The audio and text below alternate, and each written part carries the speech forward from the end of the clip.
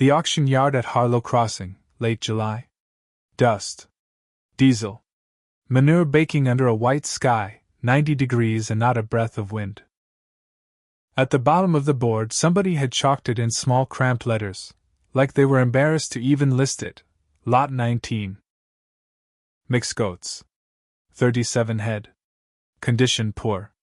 As is. Floor bid 50 cents. A woman stood at the rail. 90 degrees, and her hands were buried deep in her coat pockets, because that was where she put them when she didn't want anyone to see them shake. She'd been staring at that line since 6 that morning. $612 left, after the mortgage cleared. 2 children waiting at home. 40 acres of land that mostly grew rock. And a bank note due in February that she could not see a road toward paying. 40 feet away, a 14-year-old boy pulled his cap low, crossed his arms, and pretended he didn't know the woman at the rail.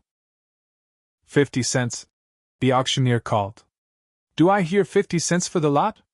Nobody moved. She raised her hand. The auction yard at Harlow Crossing smelled the way it always smelled in late July. Dust. Diesel. Manure baking under a white sky. Maren Colt stood at the rail, with her hands in her coat pockets even, though it was 90 degrees, because that was where she put her hands when she didn't want anyone to see them shake. She was 34 years old. She had 2 children waiting at home, and 40 acres of land that mostly grew rock, and she had exactly $612 to her name, after the mortgage payment cleared last week. Which left her with almost nothing. Which was the whole reason she was standing here in the first place. The auctioneer's name was Purdy. He talked fast, and he talked mean, in the particular way of men who've spent 30 years selling other people's mistakes at $1 a head. He moved through the morning lots, without slowing down. Hogs. Laying hens. A pair of aged mules nobody wanted. Then he got to the board at the bottom, the one somebody had chalked in small cramped letters like they were embarrassed to even list it. Lot 19. Mixed goats. 37 head. Condition poor. As is. Floor bid 50 cents. Maren had been staring at that line since 6 that morning. She'd walked the fence on her east pasture 2 days before and found 11 yards of it just gone. Rotted through. Fallen into the blackberry like it had given up.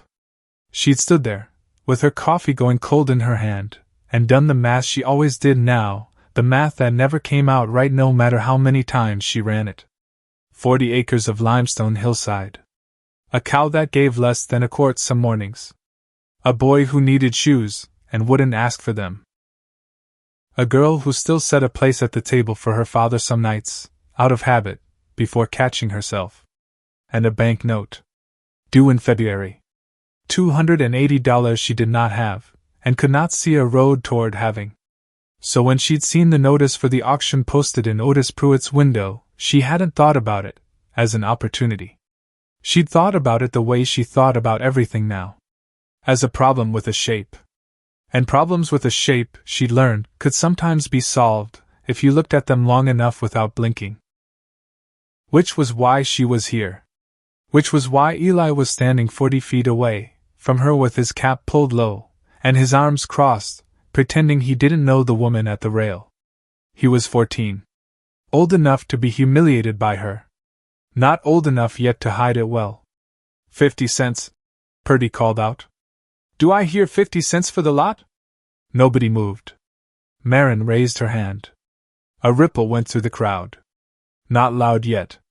Just heads turning, the way heads turn, when something doesn't fit the pattern of the morning. 50 cents I have it, Purdy said, already bored. Do I hear 75? Nothing. 75, going once. $2, Maren said. She said it clean.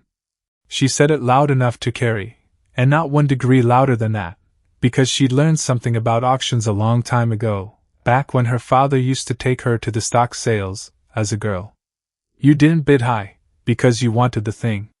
You bid high enough that nobody else wanted to bother fighting you for it. $2 for 37 dying goats was not a serious number to anyone in this yard, which meant nobody would waste breath contesting it. Purdy blinked, looked at his sheet like he'd misheard. $2, he said again, slower. I have $2. Anybody, no? Sold. $2 to the lady at the rail.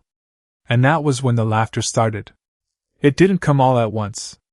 It built the way water builds behind a cracked dam, a little at first, then all of it at once, spilling out from somewhere near the front, and rolling backward through the crowd, until half the yard was in it. A man in a canvas coat slapped his knee. Somebody's dog started barking at the noise like it wanted in on the joke too. Marin didn't turn around. She heard, very clearly, over all of it, one voice pitched exactly loud enough to be sure she'd catch it. Lord have mercy! That woman just bought herself a funeral! She knew that voice. Everybody in Cotter Hollow knew that voice.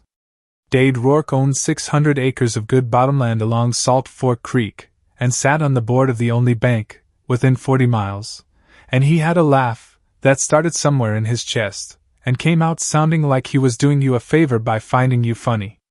She did not look at him. She walked to the pay window.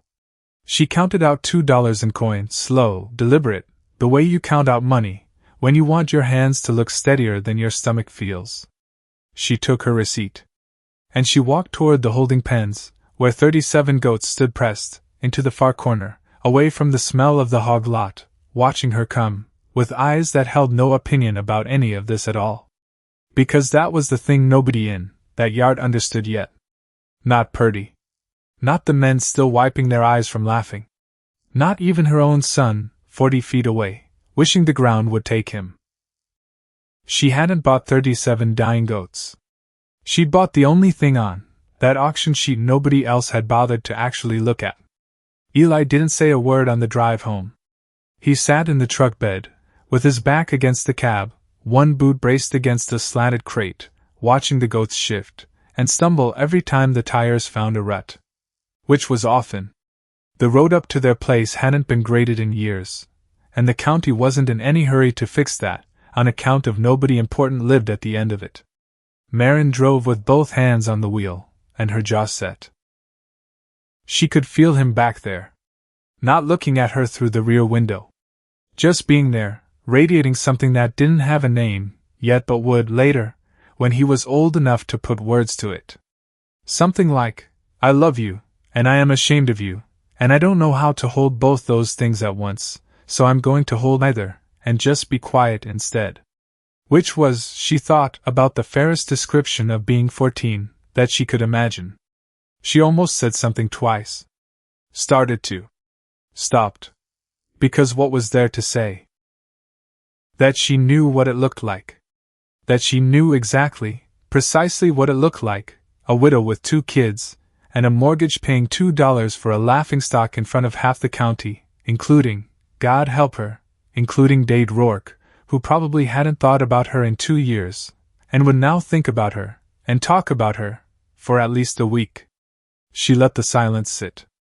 Sometimes silence was the only honest thing you had left to offer. Josie was on the porch, when they pulled in.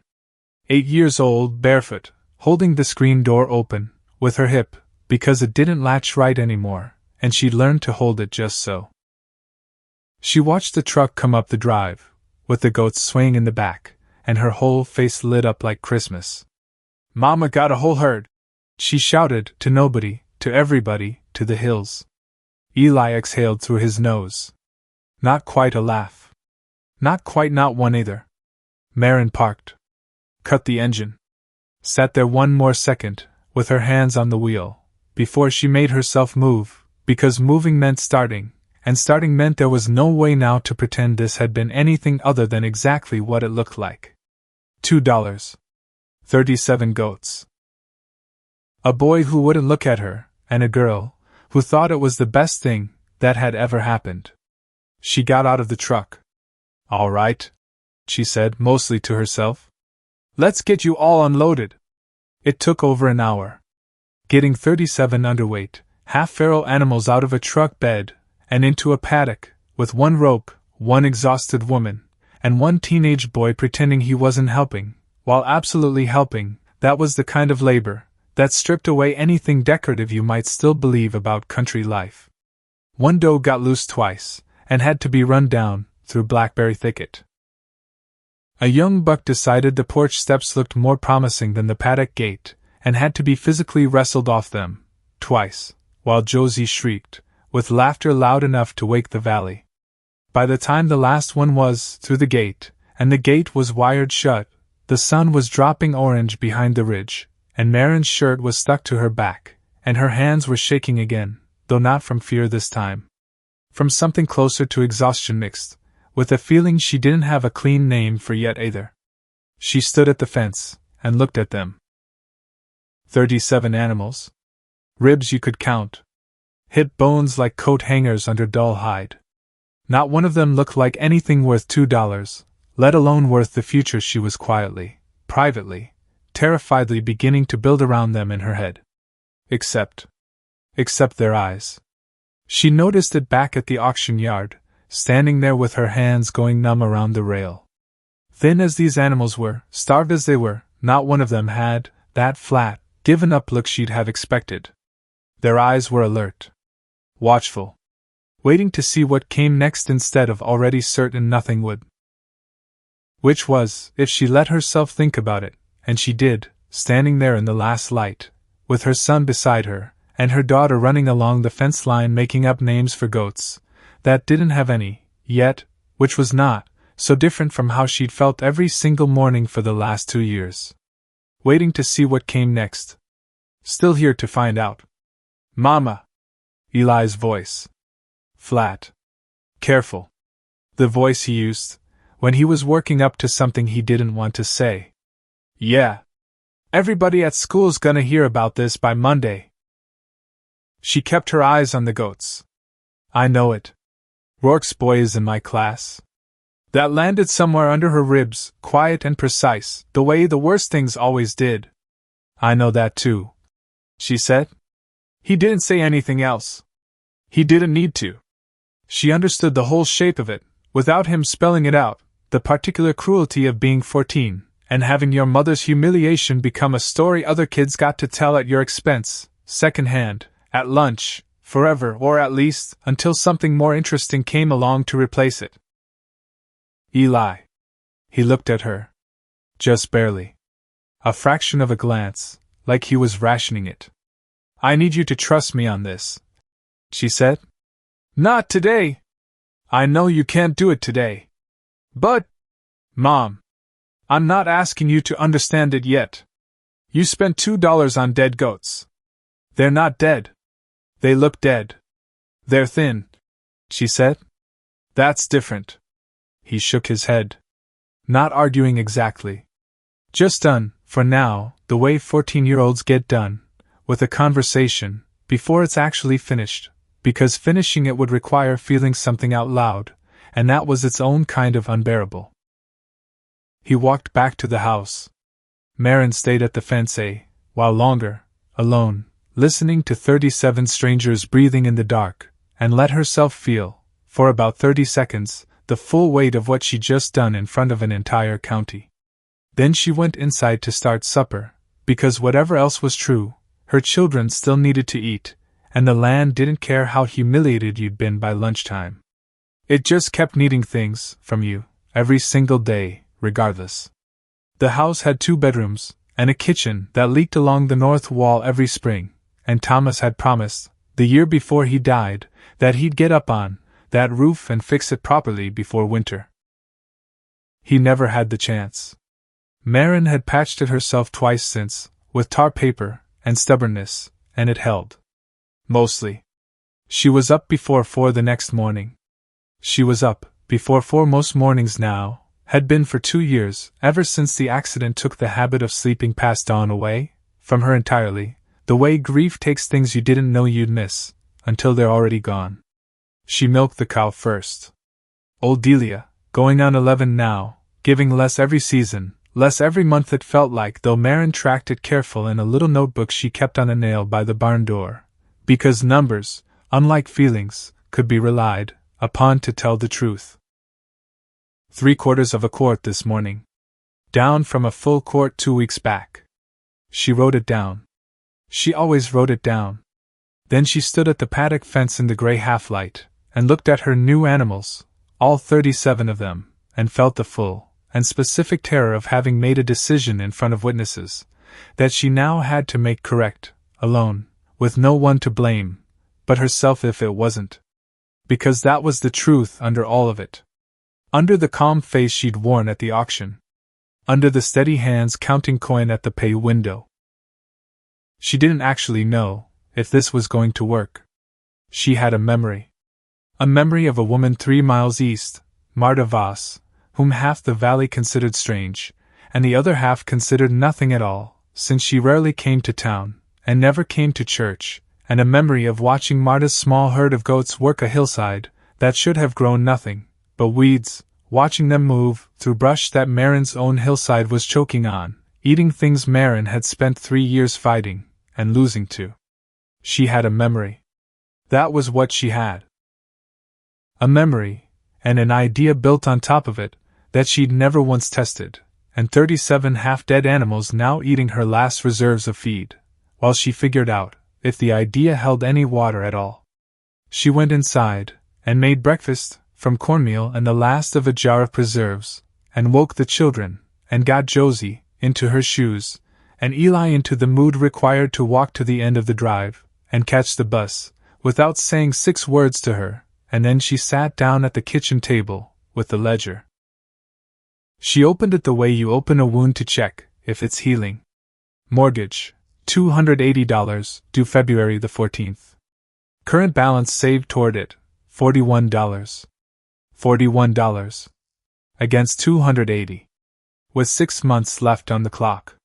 She sat with that number for a long moment, the way she sat with it most mornings, letting it be exactly as bad as it was, without flinching away from it, because she'd found, somewhere in the last 2 years, in the specific education that widowhood and poverty had put her through together, that flinching away from a number never once made it smaller.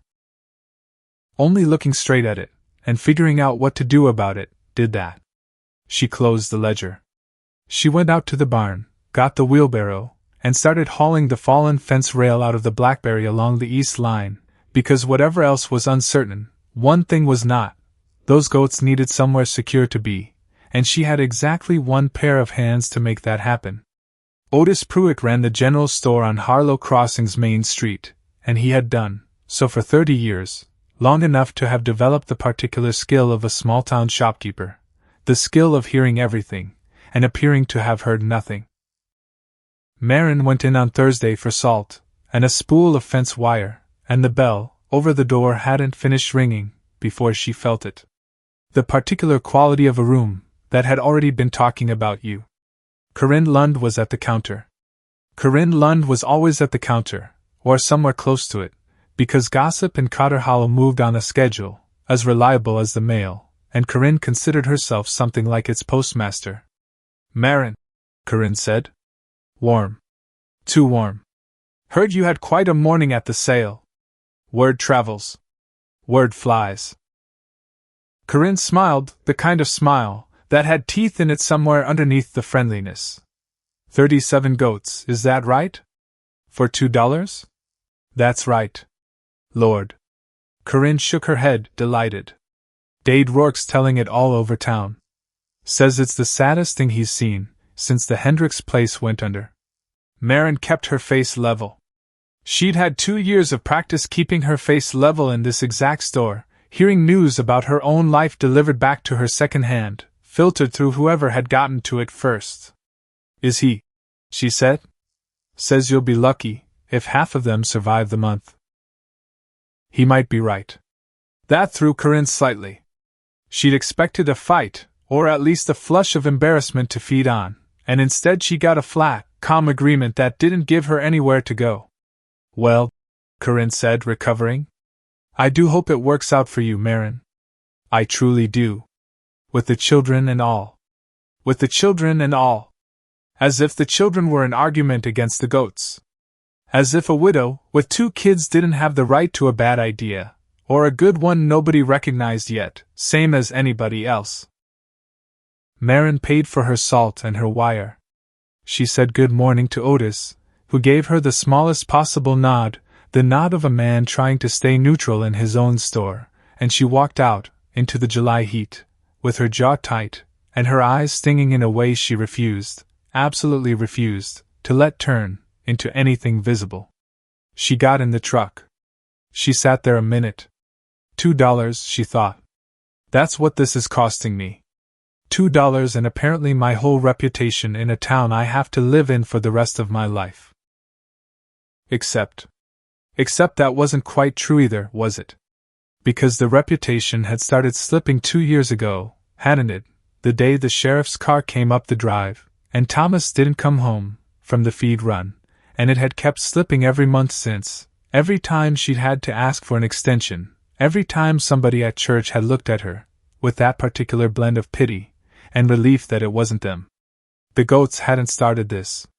The goats were just the part everybody could finally see. She started the truck. She drove home. And somewhere on that drive, watching the hills go by, gold and dry, and indifferent to every single thing happening in her life, she made a decision that she didn't say out loud to anyone, not even herself, not in so many words. She decided she was done explaining herself to people who'd already made up their minds. The contract was in a box in the closet, under a stack of Thomas's old work shirts she still hadn't been able to give away. She found it on a Saturday afternoon in early August, while she was looking for something else entirely, a birth certificate, for Josie's school enrollment paperwork, and her hand closed around a manila folder she didn't immediately recognize. She sat down on the edge of the bed to open it. Thomas Colt. Silent Partner Agreement. Rourke Cattle Company, Feeder Operation, Salt Fork Bottomland Expansion. Dated 14 months before he died. She read the first page standing up, and then she had to sit down, because her legs had stopped being entirely reliable. She hadn't known about this. That was the first thing that hit her, underneath everything else. Not the numbers yet. Just the fact of it, that her husband, her careful, quiet, methodical husband, who told her everything, who she'd have sworn told her everything, had gone and signed his name to something this large, and never once mentioned it. She made herself keep reading. It was an investment. A buy-in to help finance an expansion of Rourke's feeder operation, the kind of deal that promised a share of profits in exchange for capital up front. Thomas had put in $4,000. Nearly everything they'd had saved at the time, the money that was supposed to have gone toward paying off the land free and clear within 5 years. $4,000. Gone. Because the operation had failed, there was a follow-up letter clipped behind the contract, dated 8 months later, informing Thomas that due to unforeseen market conditions the expansion had been discontinued, and that, per Section 4, Subsection 2 of the agreement, silent partners bore proportional loss, with no recourse against the managing partner. Section 4, Subsection 2. Marin read it 3 times. The language was strange. Careful in a way that felt, the longer she looked at it, less like ordinary legal caution, and more like something built on purpose to be misunderstood by exactly the kind of man who'd sign it in good faith, without a lawyer standing over his shoulder telling him what it actually meant. Which was, she understood slowly, sitting there on the edge of the bed, with the August heat pressing through the window screen, exactly the kind of man Thomas had been. Trusting. Careful with a hammer, and a fence line, and hopeless with fine print, because he never needed to be anything else. Because the men he'd grown up around didn't write contracts like this against each other. Because he'd have looked at Dade Rourke, a neighbor, a name he'd known his whole life, and never once imagined the paper between them was built to fail him. She sat very still. She thought, and then she stopped the thought, before it finished, because it was too large, too ugly, to let all the way into the light yet. She thought, this is why we still owe on the land. Which wasn't quite fair. There were 100 reasons they still owed on the land. Bad years. A sick cow. The funeral costs nobody warns you about, until you're standing in the middle of them. But underneath all those ordinary hardships sat this one, quiet and specific, and never once mentioned to her. $4,000, gone into Dade Rourke's operation, gone the same year the mortgage payments had started slipping behind for good. She closed the folder. She did not cry. She'd promised herself, somewhere in the last 2 years, that she was done crying over things she couldn't undo, and mostly she'd kept that promise, though it cost her something every single time. She put the folder in the bottom drawer of her own dresser instead of back in the closet. Not because she had a plan for it yet. She didn't. She had no idea, sitting there that afternoon, what she was going to do with what she now knew. She only knew 2 things, clear and separate, and both true at once. She wasn't going to tell Eli. Not yet. He didn't need his father's memory complicated any further than losing him already had. And she wasn't going to forget it either. She sat with the folder closed in her lap a moment longer, listening to Josie singing something tuneless out in the yard, and thought about Dade Rourke laughing at her across an auction yard 2 weeks ago like she was the punchline of the whole county. He had no idea, she thought. He genuinely had no idea what he'd just started. Marta Voss lived 3 miles east, on a stretch of ground even rockier than Marin's own, in a house that had gone gray and weathered with age, but stood square and sound, the way things built right tend to stand no matter how long you leave them alone. Marin had passed the place 100 times over the years, without ever stopping. Everybody in the valley had a story about Marta Voss, and none of the stories agreed with each other, which was usually a sign that nobody actually knew the woman at all. She went out on a Tuesday in the 2nd week of August in the truck, with a jar of her own preserves, as an excuse, because you didn't show up at a stranger's gate in Cotter Hollow, without bringing something in your hands. Marta was in the yard when she pulled up. A small, sun-browned woman somewhere well past 70, moving with a quickness that belied her age, working a hoe through a garden bed, with the kind of economy of motion that comes from 60 years of doing the same task and having long since stopped wasting effort on it. She looked up when the truck stopped. Didn't smile exactly. Studied. "You're the one bought Hayes's goats," Marta said. Not a question. "Word travels fast out here too, apparently." "Word travels everywhere the same speed," Marta said. "Faster if it's got somebody's failure in it." She set the hoe against the fence. "You didn't drive 3 miles for preserves." "No," Marin admitted. "I didn't." Marta studied her a moment longer. Something in her face shifted, not warmth exactly, not yet, but a kind of professional interest, the look of a person recognizing another person about to ask a real question instead of a polite one. "Come on, then," Marta said. "Let's see what you actually came to see." She led Marin around the side of the house, up a short rise, to where the land opened out onto a hillside that should have been, by every rule Marin knew about this ground, choked with the same scrub and bramble that was strangling her own east pasture. It wasn't. It was worked. Grazed clean in patches, and left standing in others, in a pattern that took Marin a moment to understand wasn't random at all. And moving through it, unbothered, steady, were perhaps 20 goats, fat and glossy in a way Marin's own animals were nowhere close to yet, picking through brush, with the calm methodical focus of creatures doing exactly what they were built for. "That's blackberry," Marin said, pointing. "And sumac. That's what's eating my whole east line." "It's what's feeding mine," Marta said. "How?" Marta looked at her sideways. "You want the short answer or the true one?" "I've got time." "Cattle graze," Marta said. "They want grass. Soft stuff, close to the ground. That's why every rancher in this valley fights the brush instead of using it, because their animals won't touch it, so it just sits there winning." She nodded toward the hillside. "Goats browse. They want exactly what your cattle men are losing to. The thorny stuff. The bitter stuff. The plants that keep coming back, because nothing else will eat them." She let that sit a second. "Which means the worst ground in this valley. The ground nobody wants. The ground that's beat every rancher who's tried it. That ground is exactly what a goat's been waiting its whole life to be turned loose on.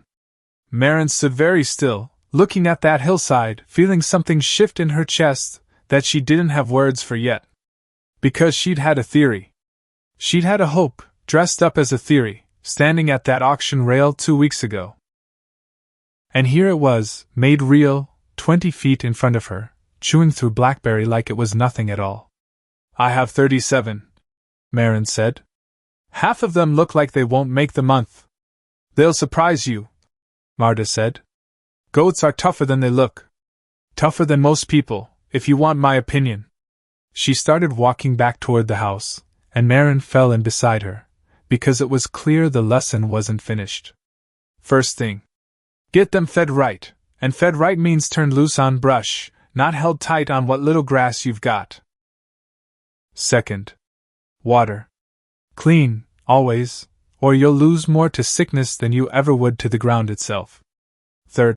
She paused at the porch steps, looked back at Marin, with something that was, for the first time, close to a real smile.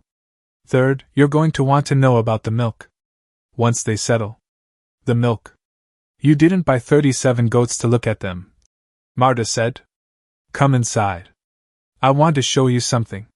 What Marta showed her, over the next hour, sitting at a scrubbed pine table, with the afternoon light slanting long through the window, was cheese.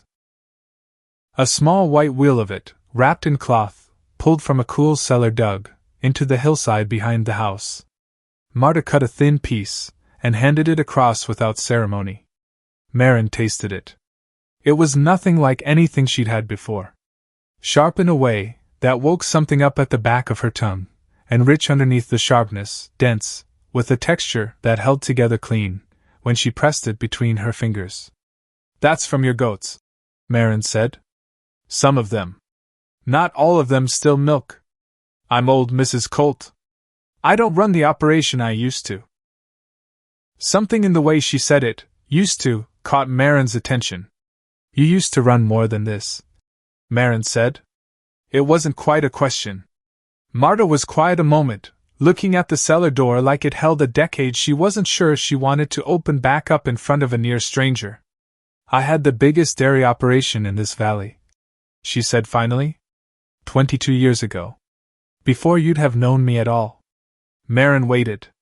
She'd learned, over the last 2 years, that the most important thing you could offer someone circling a hard memory was silence, with room in it. I ran near 200 head, Marta said. Cattle and goats both, though the cattle were the show, and the goats were the part that actually made money, not that anybody in this valley wanted to hear it put that way at the time. She turned the cheese knife over once in her hands. I had contracts with 3 towns over. I had a name. What happened? Marta's mouth went thin. What always happens, she said. The bank decided my note was a risk they didn't want to carry anymore. Called it early. 45 days from the day the letter came to pay in full or lose the land. Marin felt something go very still and very cold in her chest. Why? She said. Quiet. Because somebody on that board decided my operation had gotten big enough to be worth taking instead of worth lending to. Marta said. That's the honest answer, Mrs. Colt, whether anybody wants to say it plain or not. There was a cattle family in this valley back then, with a seat on that board and a hunger for bottomland, and my place backed right up against the water they wanted. So the risk got reassessed. Suddenly. Right when I couldn't easily fight it. Marin didn't move. Which family? She said, though some cold, clear part of her already knew the answer, before she finished asking it. Marta looked at her for a long moment. Not unkindly. Just very directly, the way you look at someone you're about to hand something heavy to, and want to be sure they're ready to carry it. You already know, Marta said. Or you wouldn't have asked it like that. The silence in that kitchen went on a long time. Rourke, Marin thought. Not date himself, he'd have been young then, a boy, maybe not even born yet, she didn't know his exact age against the timeline. But his father, or an uncle, someone carrying that name, sitting on that same bank board 22 years ago, doing to Marta Voss precisely what a fresh letter, with the Cotter County bank seal, was going to be threatening to do to Marin herself, someday, unless she found a way to be too solid to knock over before that letter ever came. "What happened to your land?" Marin asked. "Quiet. Sold at a loss to cover what the bank called due," Marta said. "Bought up, most of it, by the very family that pushed the note. I kept these 3 acres, because they weren't worth the paper to fight over." She set the cheese knife down. "I was 51 years old. I built something for 18 years, and I watched it get taken apart in 45 days, because somebody decided it was more useful to them broken than whole." Marin sat with that. $2, she thought. I spent $2, and the whole valley laughed at me, and none of them, not one, knows this has already happened here before. To a woman sitting 3 miles from my own front door. "I'm not telling you this to scare you off," Marta said, watching Marin's face carefully. "I'm telling you, because you drove out here, with a jar of preserves, and a real question in your eyes, and that's more than most people in this valley have bothered to bring me in 20 years. She leaned forward slightly. "If you're going to do this, build something real out of what you bought. You go in, with your eyes open. You keep records. You keep them honest, and you keep them close. And you don't ever, not once, let yourself believe that being right is the same thing as being safe." Marin nodded slowly. "I hear you," she said. "Good," Marta said. "Now finish that cheese.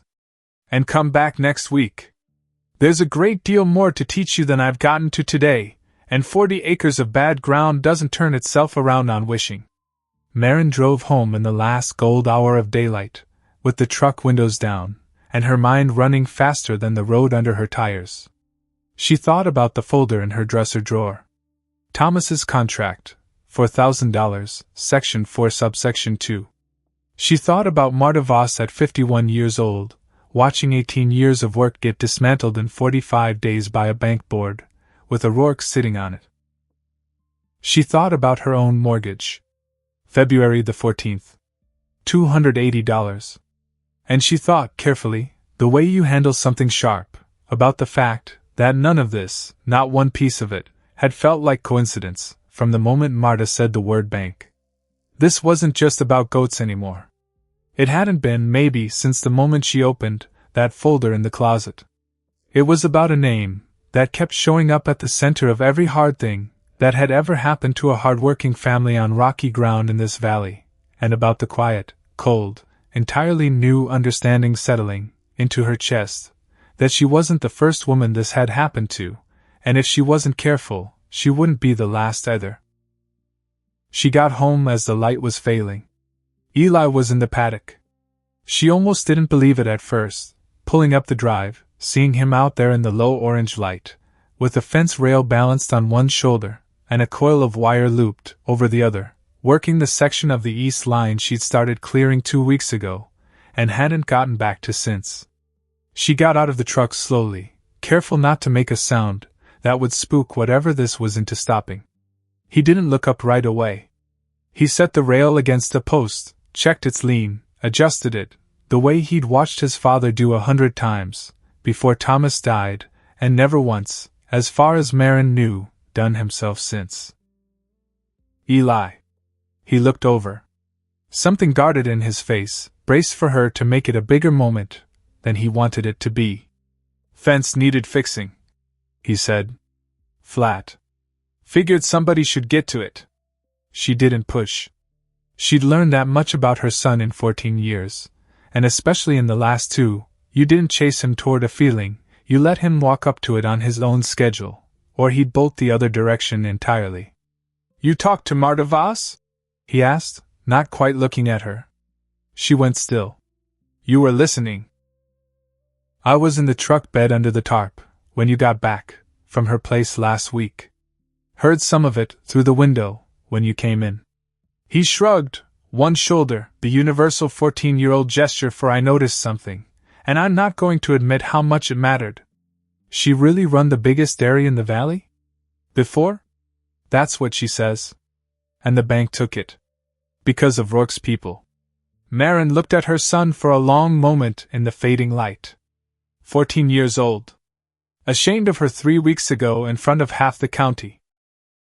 Standing here now, with a fence rail in his hands, and a question in his voice, that told her he'd been turning something over in the dark, alone, the way she'd been turning her own thing over. That's what she says? Marin said again, careful. Eli was quiet a moment. Then he picked up another rail, hefted it, walked it toward the next post. Well, he said, not looking back at her. Guess we better make sure they can't do it twice. Marin stood there at the edge of the paddock, 37 goats settling into the dusk behind her, her son's silhouette moving steady along a fence line his father never got to finish, and felt something loosen in her chest for the first time in 3 weeks. Not relief exactly. Nothing so simple as relief. Just the feeling of not being entirely alone in it anymore. She picked up a rail of her own, and walked toward the fence, and started to work. The first batch failed on a Tuesday in the middle of August, and it failed the way most first attempts at anything fail. Quietly. Without drama. Just wrong, in a way, that took Marin almost a whole afternoon to understand. She'd followed her grandmother's method, as best she could remember it, since there was no written recipe, only a childhood memory of standing at a counter watching flour-dusted hands work curd into something solid. Which meant she was working from feel. Which meant she was going to get some things wrong before she got anything right. The milk went in the pot warm from the goats. She added the culture. She waited. She added the rennet, timed by a clock on the wall, that ticked louder than she remembered it ever ticking before, because that was what happened to silence, when you filled it with something you weren't sure would work. Until the curd set. Except it didn't set right. It broke instead. Grainy. Uneven. The kind of thing that told her, the second she cut into it, that this was never going to age into anything worth selling. She stood over the pot for a long moment, not moving, feeling the particular exhaustion of having done everything careful, and gotten it wrong anyway. So she scraped it out. Fed it to the dog, who did not care one bit about her ambitions, and ate it happily off the porch boards. And she started again. The second batch came together right. She knew it the second she cut the curd, the way the knife pulled, through clean instead of dragging, the way it separated, into firm pale pieces, that held their shape instead of crumbling apart. She pressed it, into the tin forms she'd hammered together out of an old washtub 2 nights before, wrapped it, weighted it, and carried it down, into the root cellar Thomas had dug under the kitchen floor the second year they'd owned this place. It was cool down there. 50-some degrees even in August, which Marta had told her was close to perfect, and Marin had spent a whole Sunday afternoon rerouting a drainage channel, so the spring runoff wouldn't flood the shelving come next March. She set the wheel on a board. She looked at it a long moment in the lantern light. Small. White. Nothing much to look at yet. But it was hers. Made from an animal she'd bought for pennies, while half the county laughed. Made from a memory of her grandmother's hands, and a stranger's kindness 3 miles east. She went to bed that night and didn't sleep well, not from worry exactly. From something closer to anticipation. The specific, restless feeling of having planted something in the ground, and not yet knowing if it would come up at all. Eli started keeping the books in September, and he never once announced that he was doing it. He just did it. Marin noticed the ledger first, her own ledger, the one she kept on the kitchen table, the one she'd been filling in by lamplight most nights, with numbers that never quite balanced the way she wanted. She noticed a second column had appeared in the margin one evening. Neat. Careful. In handwriting that was trying very hard to look older than 14. "You did this?"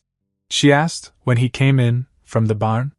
He shrugged, not meeting her eye, the way he did most things that mattered to him. "Numbers were wrong." "Which numbers?" "Feed cost. You had it averaged across the whole herd. But 9 of them are producers, and the rest aren't eating the same, so the average doesn't mean anything."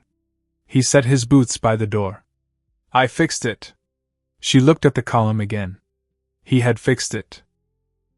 He'd broken the feed cost down by animal class, cross-referenced it against the browse acreage they had cleared versus what was still choked with bramble, and arrived at a number that was, she realized slowly, more accurate than anything she'd managed on her own in 6 weeks of trying. "Where'd you learn to do that?" she said. "Didn't learn it anywhere. Just made sense." Which was, she thought, the most Thomas thing her son had ever said to her, and she didn't tell him that, because grief had taught her that some compliments landed better left unsaid, folded up quiet somewhere a mother kept things she wasn't ready to hand over yet. "All right," she said instead. "Keep it up." He nodded once. Went to wash up for supper. And that was how it started. Not with a conversation. Not with an announcement that he believed in what she was building. Just a column of numbers in the margin of a ledger, fixed without being asked, because something in him had needed to make it right.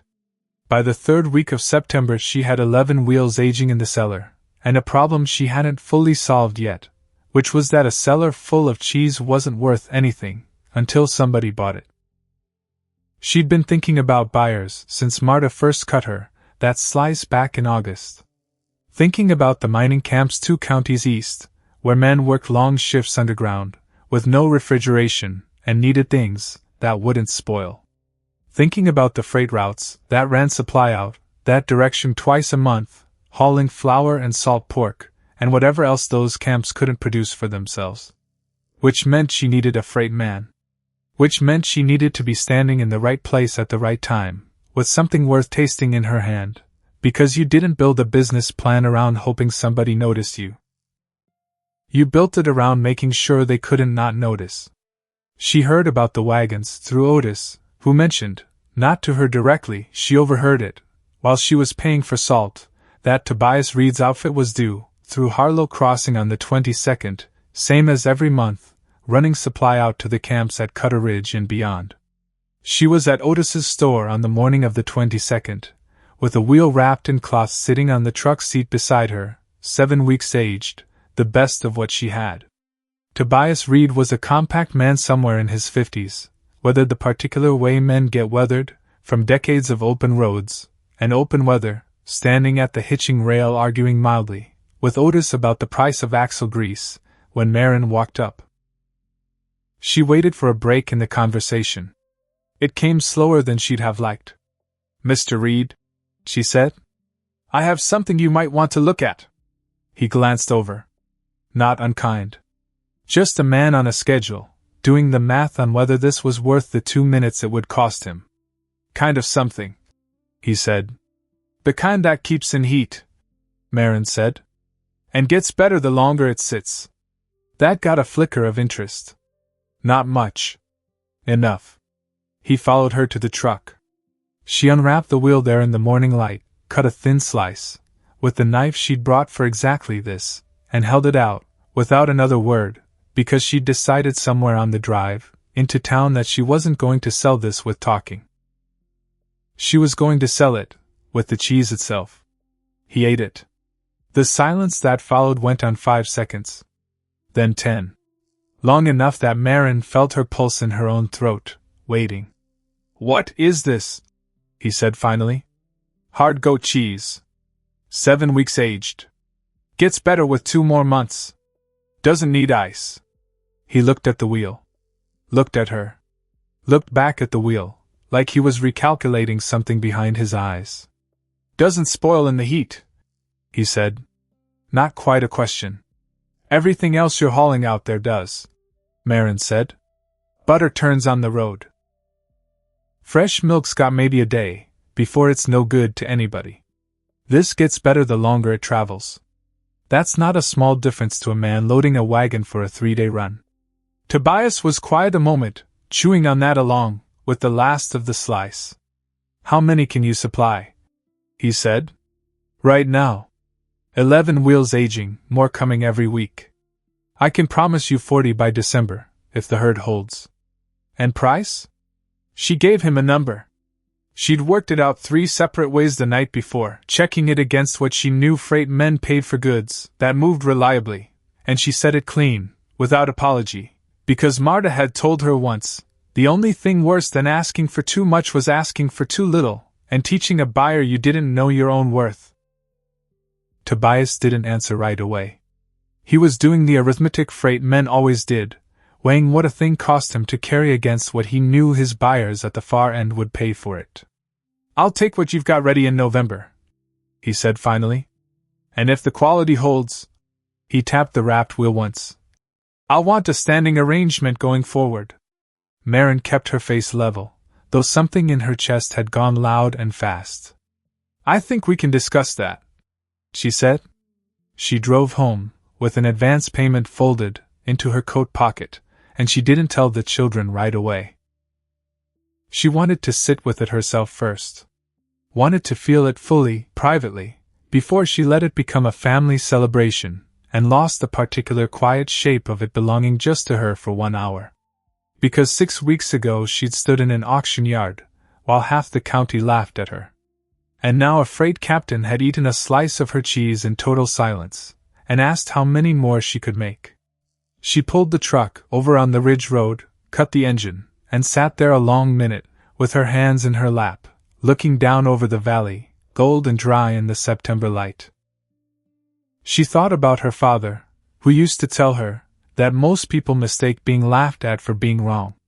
That the two things had nothing to do with each other, most of the time, and the trick of a hard life was learning to tell them apart, while you were still standing in the middle of it, before anybody handed you proof either way.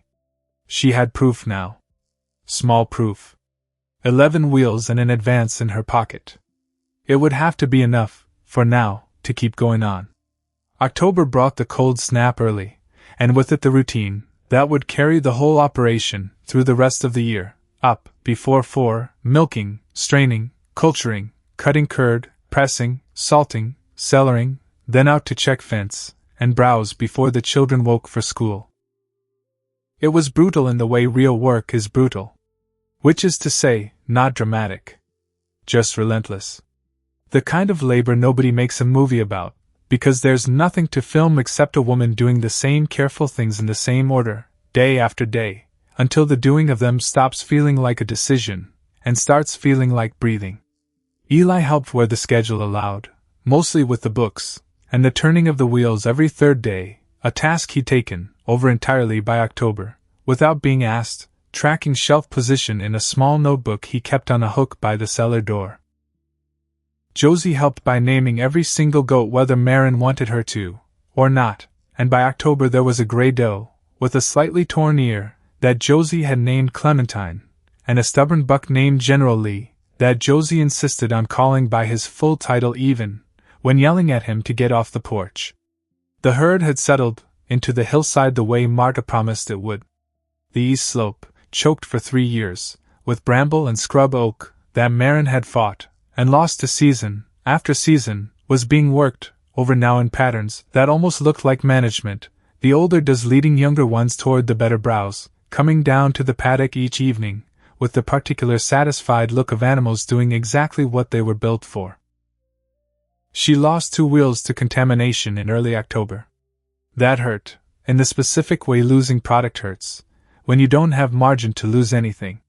She traced it eventually to the water she'd been rinsing the forms in, and switched to water boiled first, and the problem stopped, but not before she'd spent 3 sleepless nights running back through every step trying to find where she'd gone wrong. Because that was the education nobody warned you about. Her grandmother was 15 years dead. Marta had given her the foundation, but the daily failures, those belonged to Marin alone, worked out one contaminated wheel at a time, with nobody to ask, and no room for a wrong guess to be free. By the end of October she had 31 wheels aging, 19 producing does, and a yield running steadier than she dared hope back in August. She also had $70 saved toward the mortgage. $70. Against $280. Better than 41. Not enough. Not yet. The letter came on a Tuesday in the second week of November, delivered by a rider, who left it, with Eli at the mailbox, without much explanation, and Eli carried it up to the house holding it out in front of him like it might be hot to the touch. "Mom! This came for you." Cotter County Bank. Marin was at the stove. She wiped her hands on her apron, and took it, and something in her chest had already gone tight, before she'd even broken the seal, because a letter, from the bank in November, 3 months ahead of the February due date, was not a letter that came for good reasons. She read it standing in the kitchen. It was a notice of accelerated repayment. The note on her land, originally due February the 14th, had been reviewed under a clause she'd never once heard invoked in 3 years of holding it, language buried deep in the original agreement, that allowed the bank to call the full balance early if, in the bank's judgment, the borrower's circumstances presented an altered risk to repayment. $280. Due in 45 days. She read it twice. She set it down on the table very carefully, the way you set down something you're afraid of dropping, and she stood there a moment not moving, feeling the whole floor of the last 3 months tilt sideways under her. "Mom!" Eli's voice. Careful. He'd seen her face. "What is it?" "They want the whole note," she said. Quiet. "Now. Not February. 45 days. Can they do that?" "Apparently." He came and stood beside her, looking down at the letter like reading it a second time might change what it said. "It didn't. 45 days puts us at Christmas," he said. "I know. We don't have $280. I know that too." He looked at her, 14 years old, and doing the same math she was doing, faster than she wanted him to have to. "What changed?" he said. "Why now? Why not February like it always was?" That was the question. That was, she understood standing there in her own kitchen, with her hands gone cold, exactly the right question, and she didn't have an answer for it yet. Not yet. But she was going to find one. She drove into Harlow Crossing the next morning, and went straight to the bank, because sitting with a question like that was worse than any answer she might get by asking it directly. Miller Ashby ran the branch. He was a careful man in his 40s, who dressed neat, and moved through his own office like someone who'd learned caution by watching other people fail to have any, and Marin had dealt with him 3 times before over the ordinary business of a mortgage account, and each time he'd been correct, and distant, and entirely unremarkable. He was not entirely unremarkable today. "Mrs. Colt." He stood when she came in. Didn't quite meet her eye at first, which told her something, before either of them said a word. "I got your letter," she said. She set it on his desk between them. "I'd like to understand what changed." He sat back down slowly. "The review clause exists in the original agreement. I'm sure your husband's paperwork. I've read the clause, Mr. Ashby. I'm asking what triggered it. 3 years, nothing. Now, 90 days before it's due anyway, suddenly there's a risk to reassess." She kept her voice level, though it cost her something to keep it there. "What changed?" Ashby was quiet a moment.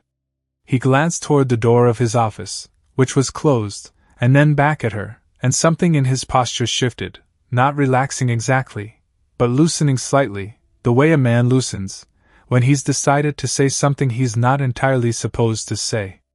"The board reviewed several accounts last month," he said carefully. "Yours came up for discussion." "Discussion by who?" "I can't speak to the specifics of board deliberation, Mrs. Colt." "Try." He held her eyes a moment. Then, lower, like the walls themselves might report it back. "One of the members raised concerns about your account specifically." Framed it around. He hesitated, chose the words, with visible care. "Around household stability. Given your circumstances. A single income, since your husband passed. 2 children. The concern raised was whether the account still carried the same repayment reliability it had when the loan was first issued." Marin sat very still. "Household stability. Single income. 2 children." She understood, in the space of about 2 seconds, precisely what those words were built to mean, without ever once saying it plainly. Not that her payments had slipped, they hadn't, not once, not by a single day in 3 years. Not that the operation was failing, it wasn't, it was the first genuinely working thing to happen on this land, since Thomas died. The concern was that she was a widow. A woman alone, with 2 kids, and somebody on that board had decided that fact alone was reason enough to reconsider whether she deserved the same trust she'd been extended every single year before now. "Which member?" she said. Very quiet. Ashby didn't answer right away. "Which member, Mr. Ashby?" "I've already said more than I should have," he said. Not unkindly. Almost apologetic, in the careful, hedged way of a man whose whole career depended on never quite finishing a sentence that might come back on him.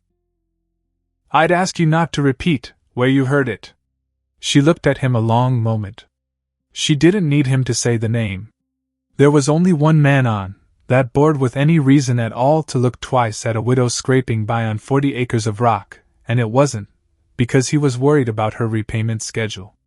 It was because 6 weeks ago he'd laughed at her across an auction yard, and word had clearly reached him, since that the joke wasn't landing the way he expected it to. She didn't say his name out loud, until she was back in the truck, alone, both hands on the wheel, and the engine not yet started. "Dade Rourke," she said to the empty cab, to nobody. Testing the shape of it. Testing whether saying it out loud made the whole thing feel more real, or less impossible. It felt more real. Because think about it, she told herself, and then immediately hated herself a little for how calm the thinking sounded next to how loud her heart was going. Think about it plainly. He sits on that board. He's known about the goats since the auction. The whole county's known since the auction. And now, right when the operation's finally producing something worth noticing, right when word started getting around that the widow on the rock hill might actually make this work, now, suddenly, her note gets called early. Except that's not proof. That's a feeling with a shape. You need more than a feeling. Which was true. Which she knew was true, sitting there with her hands going white on the wheel. A feeling wasn't evidence, and evidence was what she'd need, if this was ever going to matter to anyone but her. She started the truck. She drove home the long way, past the turnoff toward Marta's place, and didn't stop, because she wasn't ready yet to lay this on Marta's table too. Marta had already lived through this exact story once, 18 years of work taken apart in 45 days by a bank board, with a Rourke on it. Marin wasn't ready to hear how it ended for her, not until she tried everything she could think of to make sure it ended differently this time. The second blow came 9 days later, and it came on horseback, which somehow made it worse, the deliberate, unhurried theater of a man riding up her own drive like he owned the ground under his horse's feet. Marin was at the paddock fence when she heard the hoofbeats. She recognized the rider, before he'd gotten close enough to see his face, because there was only one man in the valley, who rode a gray gelding, that fine and wore a coat, that clean out to check on fence lines. It wasn't Dade Rourke himself. It was his foreman, a lean, sharp-jawed man named Hollis Tate, who worked for Rourke the way a good knife works for the hand that holds it, and who touched the brim of his hat with a politeness that didn't reach anywhere near his eyes. "Mrs. Colt." He didn't dismount. "Mr. Tate." She kept her hands on the fence rail. Didn't come closer than she had to. "Mr. Rourke wanted me to bring something to your attention," Tate said. "Legal matter. Thought you'd want to know sooner than later. Go on." "That spring feeding near East Slope." He nodded toward the hillside, where her goats were working the brush, unbothered, entirely uninterested in whatever conversation was happening at the fence below them. "There's an easement registered against it. Rourke Cattle Company, going back some years. Grants access to that water source." Marin felt something cold settle behind her ribs. "That spring's been on this property since before we bought it," she said. "It's inside my fence line. Easement doesn't care about the fence line, ma'am." Tate reached into his coat, unhurried, and produced a folded document, official-looking enough at a glance to make her stomach drop, before she'd even taken it. "Mr. Rourke's attorney drew this up. Given how heavy your herd's been using that water lately, he wanted things clear between neighbors." Between neighbors. She took the document. Didn't unfold it in front of him. wouldn't give him the satisfaction of watching her read it standing in her own yard like a woman waiting for permission to understand her own land. "I'll have this looked at," she said. "Of course." Tate touched his hat brim again, already turning the gelding. "Mr. Rourke just wants things settled clean, before there's any confusion." He rode off down the drive at the same unhurried pace he'd arrived at, and Marin stood there watching him go, with the document folded tight in her fist, and thought, very clearly, very coldly. 45 days on the note. And now this. He isn't chipping at me one piece at a time. He's closing every door in the same month. She didn't have a lawyer. Lawyers cost money she didn't have, and the nearest one worth trusting was a full day's ride toward the county seat. But she had Marta. She drove out the next morning, before the frost had fully burned off the fields, the document sitting on the seat beside her like something that might bite, if she looked away from it too long, and she found Marta in the garden again, same as always, working a hoe through ground that had already given up most of what it was going to give that season. Marta looked up. Read Marin's face, before Marin had said a single word. "What happened?" Marta said. Not a greeting. Just a question, direct, the way she asked everything.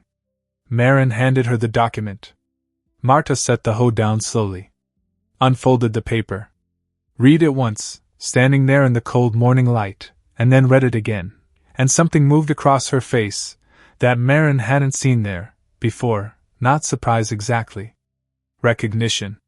The specific, weary recognition of a person watching an old wound get reopened by the same hand that made it the first time. "Come inside," Marta said.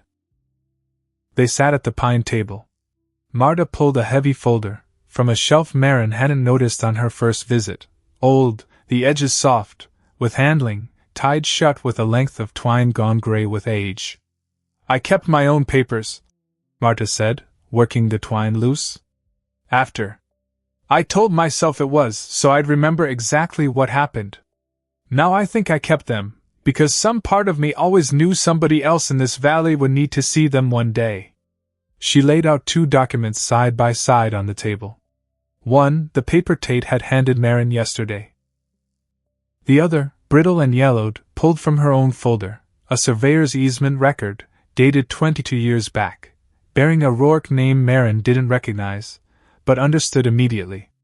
"Look at the language," Marta said. "Not the seal. Not the signature. The language." Marin leaned over the 2 papers. It took her a moment. Then she saw it, the same phrasing, nearly word for word, in both documents. Grants passage and access for agricultural purpose, adjoining watershed. The same careful, deliberately loose construction, built to be read one way by a woman standing alone in her own yard, and a very different way by an attorney arguing it in front of a judge, who didn't know the land at all. "This is the same claim," Marin said. Quiet. "Word for word." "Near enough," Marta said. "They didn't even bother writing a new one. Why would they? It worked the first time." Marin sat back, feeling something cold and clear settle into place behind her sternum. "They did this to you," she said. "And now they're doing it to me." Marta looked at her a long moment. "Now you understand," she said. "Why I told you, the first day you came out here, to keep your eyes open. This isn't bad luck, Mrs. Colt. This is a method." Somebody in that family learned a long time ago that a woman working good land alone is easier to take from than to compete against. And they've used the exact same paper twice, because nobody ever called them on it the first time. Marin looked down at the 2 documents lying side by side on the table. "I'm going to need somebody who actually reads land titles for a living," she said. "Somebody who can tell me plainly whether this easement holds water. Whether it's real, or whether it's built to look real to somebody who doesn't know how to check." "There's a man named Orrin Fess over in the county seat," Marta said. "Does land work for farmers who can't afford a proper attorney. Knows deed records better than the registrar does, or used to, 22 years ago, when I needed him, and it was already too late for me to use him right." "Was it too late?" By the time I found him, yes. I'd already lost most of what I had defending myself the slow, expensive way, one filing at a time, while the note kept ticking down toward its deadline whether I'd won my point or not. Marta's eyes were steady on her. You still have 45 days on that note, Mrs. Colt. Which means you don't have time to lose fighting this the slow way either. You need to know fast whether that easement's real, and you need proof solid enough to put in front of people who don't want to believe you. Marin nodded slowly, folding the paper back along its crease. I'll go see him this week, she said. Good. Marta reached across the table and, in a gesture that surprised them both slightly, closed her hand briefly over Marin's. And Mrs. Colt. Whatever else happens, don't let them make you feel foolish for having built something worth taking. That's the oldest trick there is. Make the woman feel like the fault was ever wanting more than she was handed. Orrin Fest turned out to be a thin, careful man in his 60s, with a memory for land titles that Marta hadn't oversold at all. He looked at the easement document for a long time, without speaking, then pulled 2 heavy ledgers off a shelf, and cross-referenced it against the original survey plats for that section of county. The easement exists, he said finally, and Marin's stomach dropped straight through the floor. However, he turned the document toward her, tapping one line, with a blunt finger. It was registered as a seasonal grazing easement. For cattle. Surface passage only. The language here specifically covers foot and hoof traffic across the property line, nothing about the water source itself. Marin stared at the line he was pointing at. Read it 3 times to be sure she wasn't hoping her way into an answer that wasn't there. So the water claim, she said slowly. It's not real. Not as written, Fess said.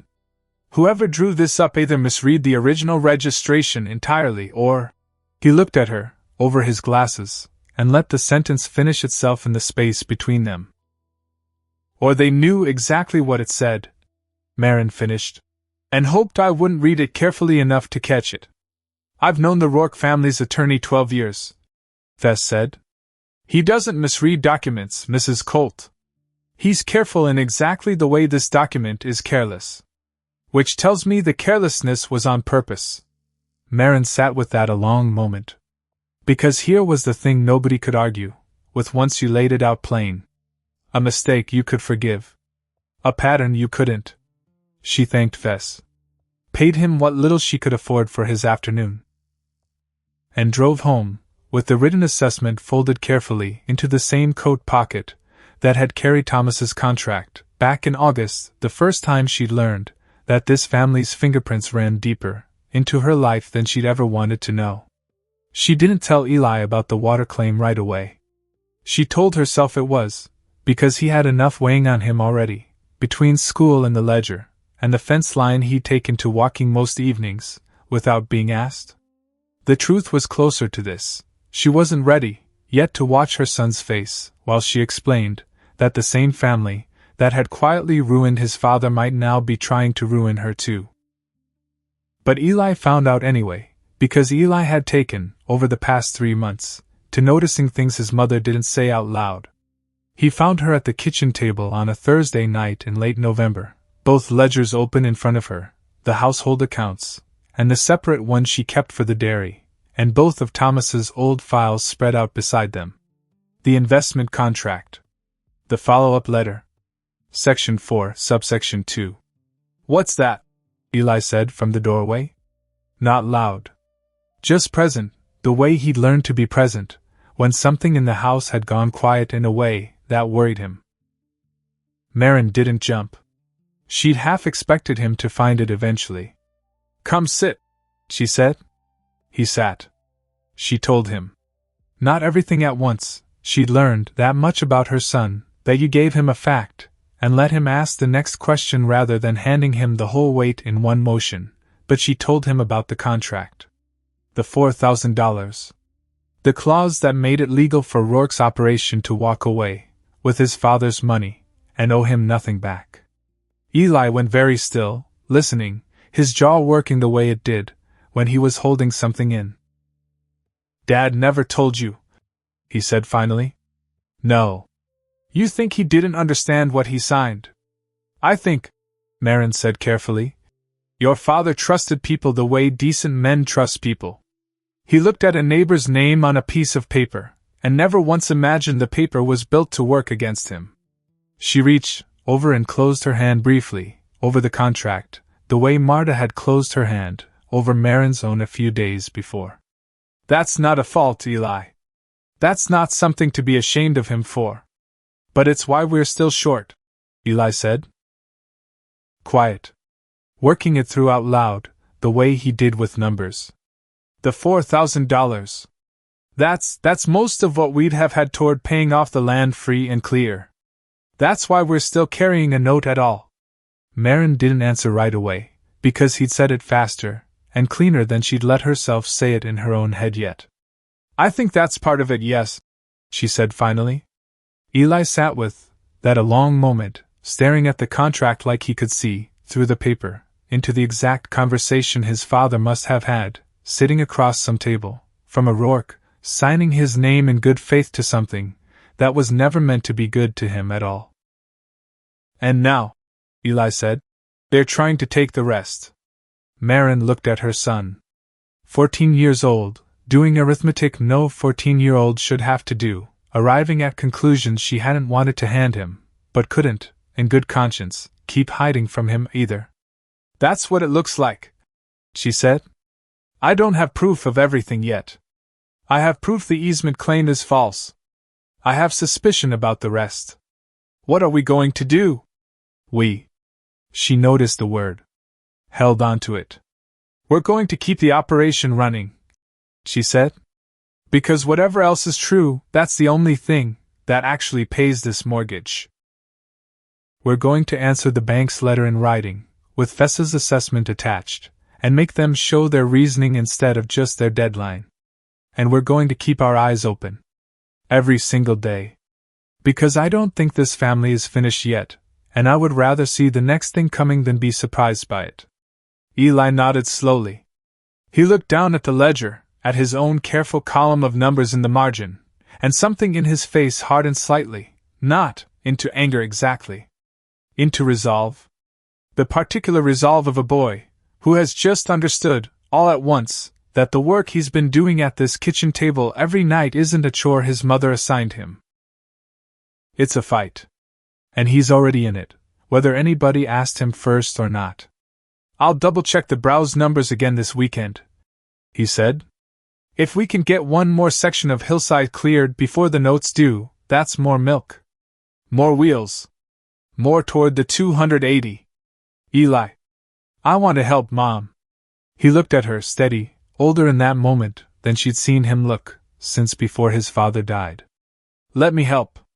She reached across the table and took his hand, the way she hadn't in a long time, because he'd stopped letting her somewhere in the last year, and she'd learned to stop reaching. He let her this time. All right, she said. Saturday. We'll clear the south corner together. She wrote her formal response to the bank that same night, sitting at the table long, after Eli and Josie had gone to bed, working through 3 drafts, before she found the tone she wanted, not pleading. Not angry either, though anger would have been easy, and honest, and satisfying in a way that wouldn't have helped her one bit. Just plain. Direct. The tone of a woman laying facts on a table, and daring anyone to argue with them. She cited the review clause, and requested formally, in writing, the specific documented basis for the bank's determination that her household's repayment reliability had changed. She attached Fess's written assessment of the easement claim, noting for the record that the water rights dispute cited informally by a O'Rourke Cattle Company representative did not, on legal review, hold the weight it had been presented as holding. She sealed the letter. She would mail it in the morning. And then she sat a while longer at the table, alone, in the quiet, with the lamp burning low, and the whole house asleep around her, and let herself feel, for just a few minutes, before she made herself stop, the particular, cold loneliness of being the only adult standing between her children and a family, with more money and more patience than she had. Because that was the truth of it. Whatever help Eli offered at that kitchen table. Whatever wisdom Marta handed across her own. In the end, it was Marin's name on the note, and Marin's signature going on that letter, and Marin who would be the one standing in front of Miller Ashby's desk, if this went wrong. She thought about Marta at 51, watching 18 years come apart in 45 days. She thought about Thomas, trusting a name on a piece of paper. And she thought, with a clarity that surprised her, sitting there in the low lamplight, I am not going to be the second woman this family gets to do this to. I don't know yet how I stop it. But I am not going to let it just happen to me the way it happened to her. The bank's answer came back 10 days later, cold and procedural, exactly the tone of an institution that expected a widow to run out of resolve before she ran out of arguments. They acknowledged receipt of her letter. They reiterated the 45-day deadline. They did not address a single point in Fess's assessment, not one word about the easement, not one word about what specifically had changed in her repayment reliability. Which told her something important, though it wasn't the something she wanted. It told her they didn't need to answer her. They only needed to outwait her. She sat with the letter a long moment at the kitchen table, and then did the thing she'd been putting off for a week, because putting it off any longer wasn't caution anymore. It was just fear wearing caution's coat. She pulled out both ledgers. The household accounts. The dairy production records. She laid them side by side, the way Fess had laid the two easement documents side by side, and she started running the numbers, as far out as they would honestly go. If she sold everything currently aging in the cellar, every wheel, including the ones she'd been quietly planning to hold back for the deeper cure, the ones worth more the longer she waited, she could get close to the note. Close. She wrote the number down. Circled it. Stared at it a long time. $252. $28 short. Not 40. Not 100. $28 standing between her and losing everything, which was somehow worse than if the gap had been larger, because $28 felt like the kind of number that should be easy to find, and wasn't, not with December bearing down, and every neighbor she knew getting through their own hard winter, with nothing extra to lend. She sat with that number a long time in the quiet kitchen. $28, she thought. That's what he thinks stands between keeping this land and losing it. That's what Dade Rourke thinks he's got me by. She almost laughed. Not from anything funny. From the specific, exhausted disbelief of watching a whole family's cruelty come down, in the end, to a number small enough to fit in one closed fist. She closed the ledgers. She had one more card left to play, before the deadline came due, and she'd been saving it, half without meaning to, the way you save the one plan you're most afraid might not work. Tobias Reed's wagons were due, through in the first week of December, carrying payment for the November delivery, payment that, added to what she already had, would close most of that $28 gap on its own, if not all of it. All she had to do was get through the next 2 weeks, without anything else going wrong. Except something else went wrong. It started, the way these things always seem to start, with something small and second-hand, a comment from Otis Pruitt, mentioned almost in passing, while she was paying for salt in the last week of November, that he'd heard talk down at the depot about some question over her supply reliability. Nothing specific. Nothing he could name a source for. But Marin knew where it had come from before she'd finished paying. She confirmed it 3 days later, when Tobias Reed himself sent word ahead of his December run, not canceling anything, but asking, in a short, careful note carried by a rider, whether he might come inspect the operation himself, before the delivery, given some things he'd heard. She wrote back the same day. Plain. Direct. Told him to come see for himself, whenever suited him, and that she'd rather answer a rumor face to face than let it grow in the dark. He wrote back within a week. He'd come through on schedule, early in December, same as planned. He wasn't canceling anything. He appreciated plain talk. It was something. Not a guarantee. But something. Because Marin understood, lying awake that night listening to the first hard wind of the season working at the corners of the house, Exactly what Dade Rourke was doing, and exactly why it frightened her more than the easement claim, or even the bank letter had. He wasn't attacking the operation directly anymore. He'd tried that, with the water rights, and it hadn't held. Now he was working the edges. Planting doubt with the one man, whose payment she needed most, right when the calendar had narrowed down to a handful of days, that couldn't afford a single thing going sideways. He's trying to close every door at once, she thought, staring up at the dark ceiling. The note. The water. Now Tobias. If the freight contract falls through, I can't close the gap. If I can't close the gap, I lose the land. And he gets exactly what he's been circling, since the day I paid $2 for something he thought was worthless. She didn't sleep much that night. She didn't sleep much most nights that week. December came in hard and fast, the way it sometimes did in that country, dropping temperatures overnight, and turning the low roads to a frozen, treacherous mess of ruts, and standing ice within days. Marin kept the operation running, through it because she had to. There was no version of this fight where the milking stopped, where the wheels stopped turning in the cellar, where the ledger stopped needing its careful daily entry no matter how cold her hands got holding the pen. She was up before 4 every single one of those mornings, breath fogging in the lantern light, working through the same exacting sequence she'd built over 4 months, because the sequence was the only thing in her life right now that behaved predictably. Eli cleared the last of the south corner that first week of December, working alongside her on the 2 afternoons the weather allowed it, and by the time he finished it, the browse acreage available to the herd had nearly doubled from where it had started in August. Josie, for her part, had taken to sitting on an overturned bucket in the cellar some evenings, helping turn the smaller wheels, which mostly meant supervising, with tremendous seriousness, while Eli did the actual work. It was, in its exhausted, uncertain way, the first thing that had felt like a whole family working towards something together since Thomas died. Which was exactly when the storm hit.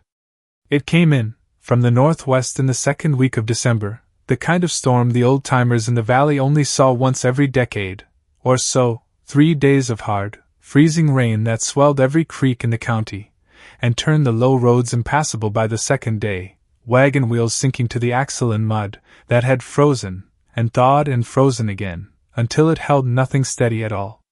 Tobias Reed's wagons, already 2 days out from Harlow Crossing on their way in, were caught square in the middle of it. Marin stood at the kitchen window on the second night of the storm, watching the rain come down in sheets against the glass, and did the math she'd been circling for 2 weeks now, with a fresh, cold precision.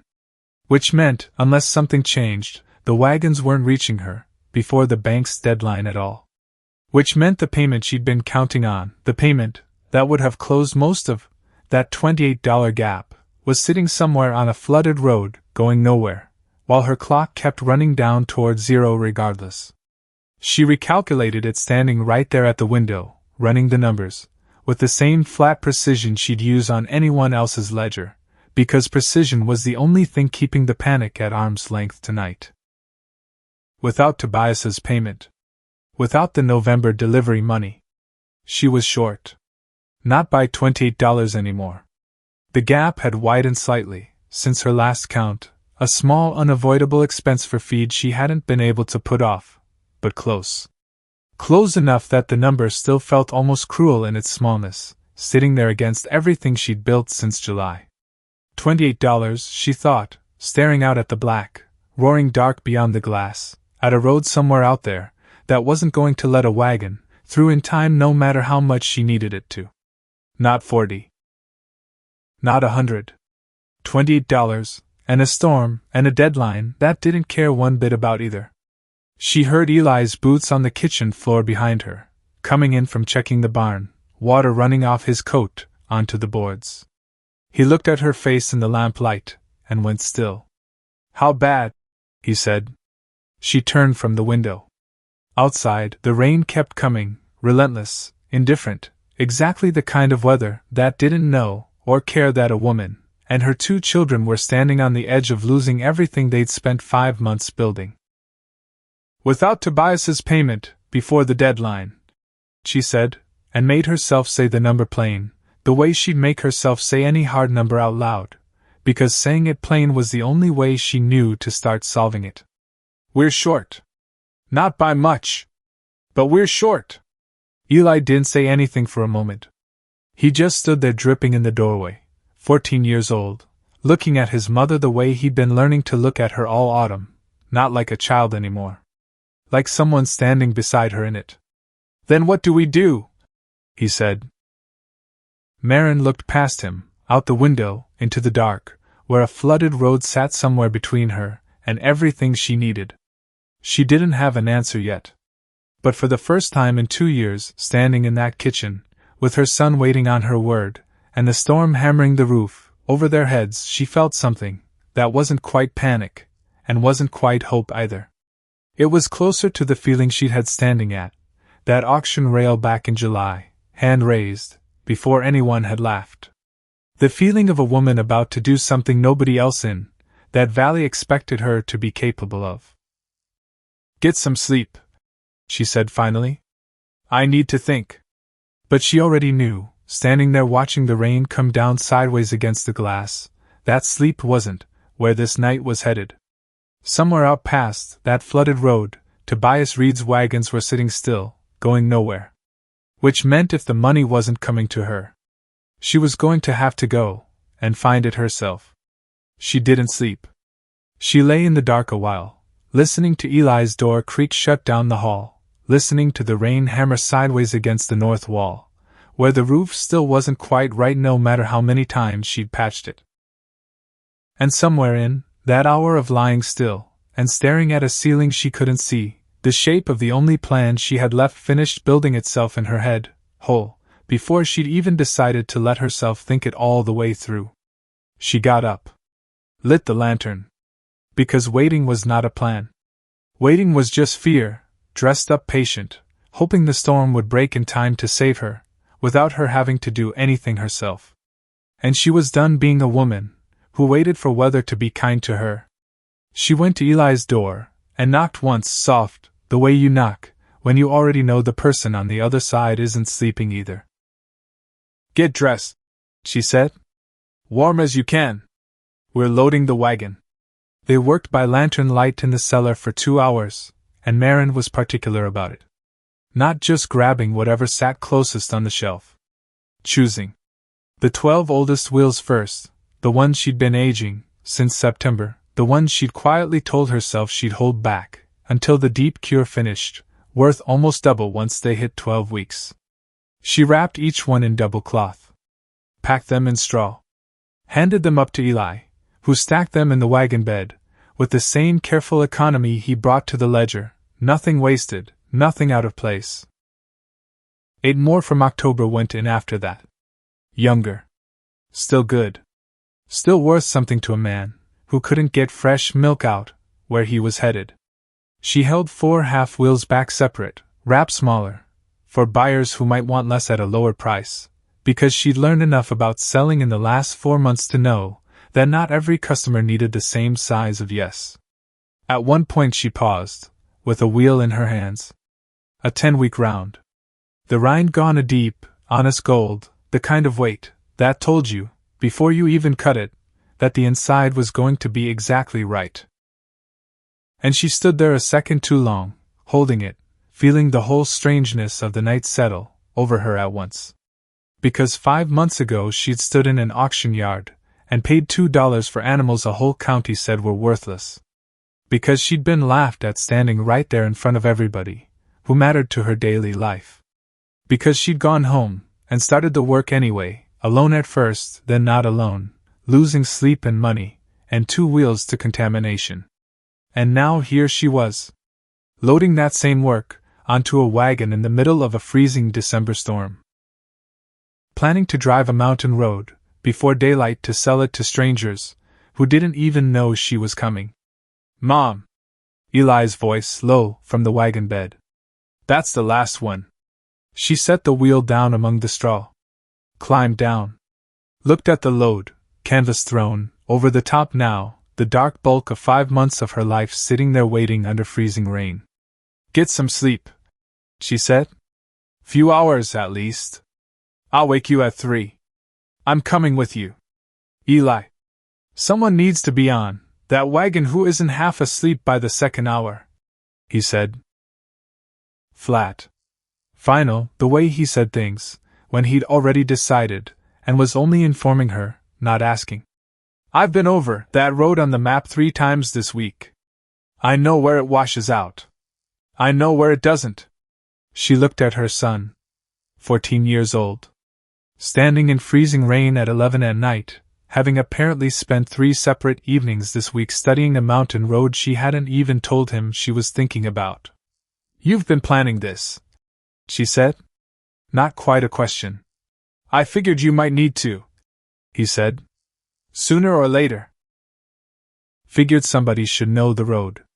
Something in her chest went tight and warm at once, the two feelings arriving together the way they'd been arriving together for months now, grief and pride, so tangled up in each other she'd stopped trying to separate them. Josie stays with Otis and his wife, she said. You wake her gentle, you don't scare her, and you tell her we'll be home by dark. Will we? We will, Marin said, and made herself believe it saying it, because a mother's certainty was sometimes the only tool she had left, and she'd learned to use it like any other. The high road out of Cotter Hollow was the kind of route only desperate people, or fools, used in weather like this, and Marin was honest enough, with herself, guiding the wagon up the first grade in the black hour, before dawn, to admit she might be both. The rain had thinned to a hard, freezing mist by the time they started, which was worse in some ways than the downpour had been, because it iced everything it touched instead of just soaking it.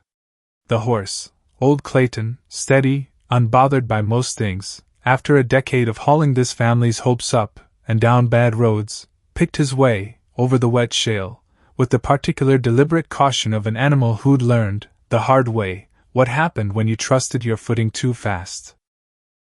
Eli sat beside her, with a lantern wedged between his boots, and a folded scrap of paper in his coat pocket, that turned out, when she asked, to be a hand-drawn map, copied off the county survey at the library 2 towns over, marked up with his own careful notes in pencil.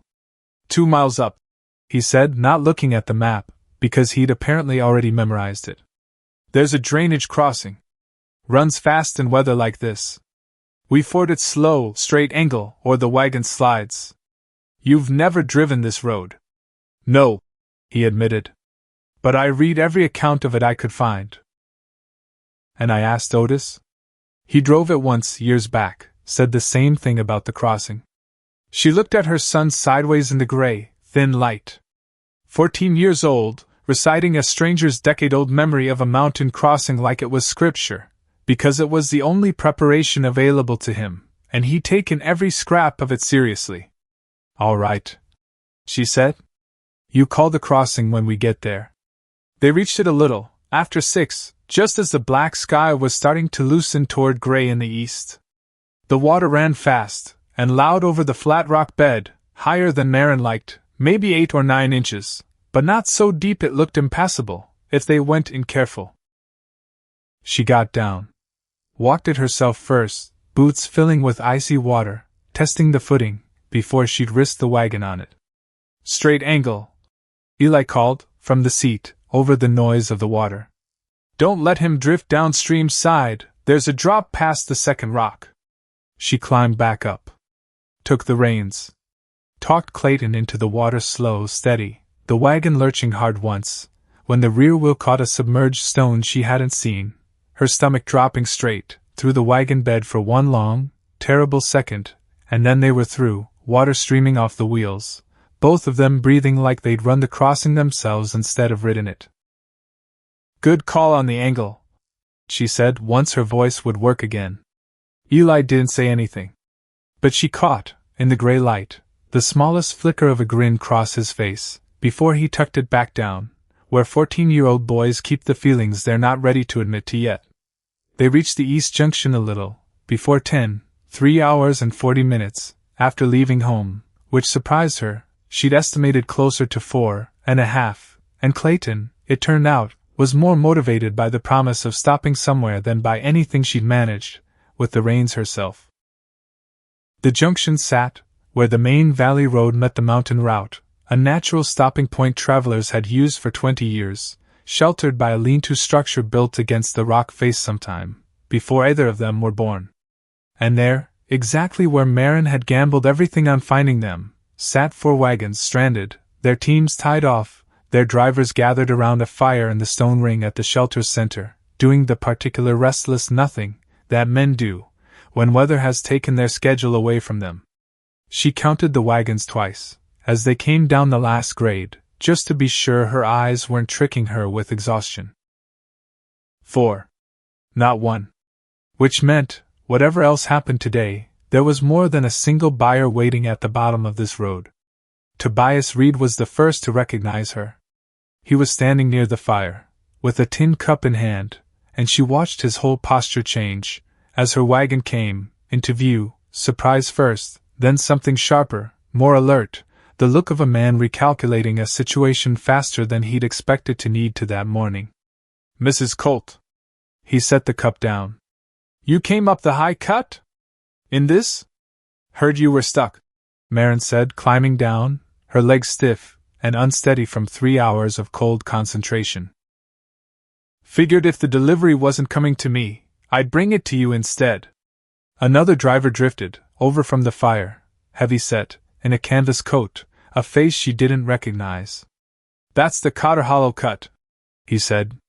"I've run that road dry in summer, and didn't care for it."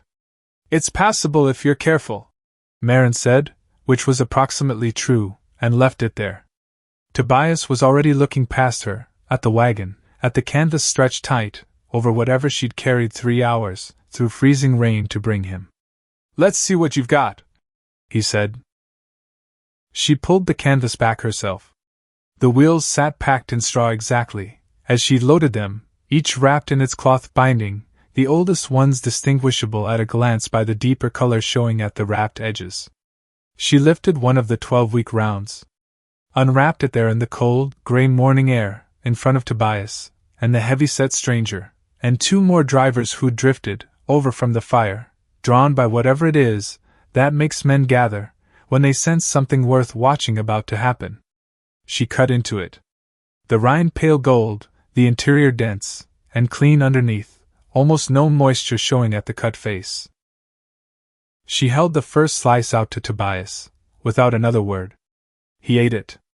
And the silence that followed went on long enough that Marin felt her own pulse loud in her ears, the way it had the first time, back at Otis's hitching rail in September, except louder now, because there was so much more riding on this particular 5 seconds of silence than there had been then.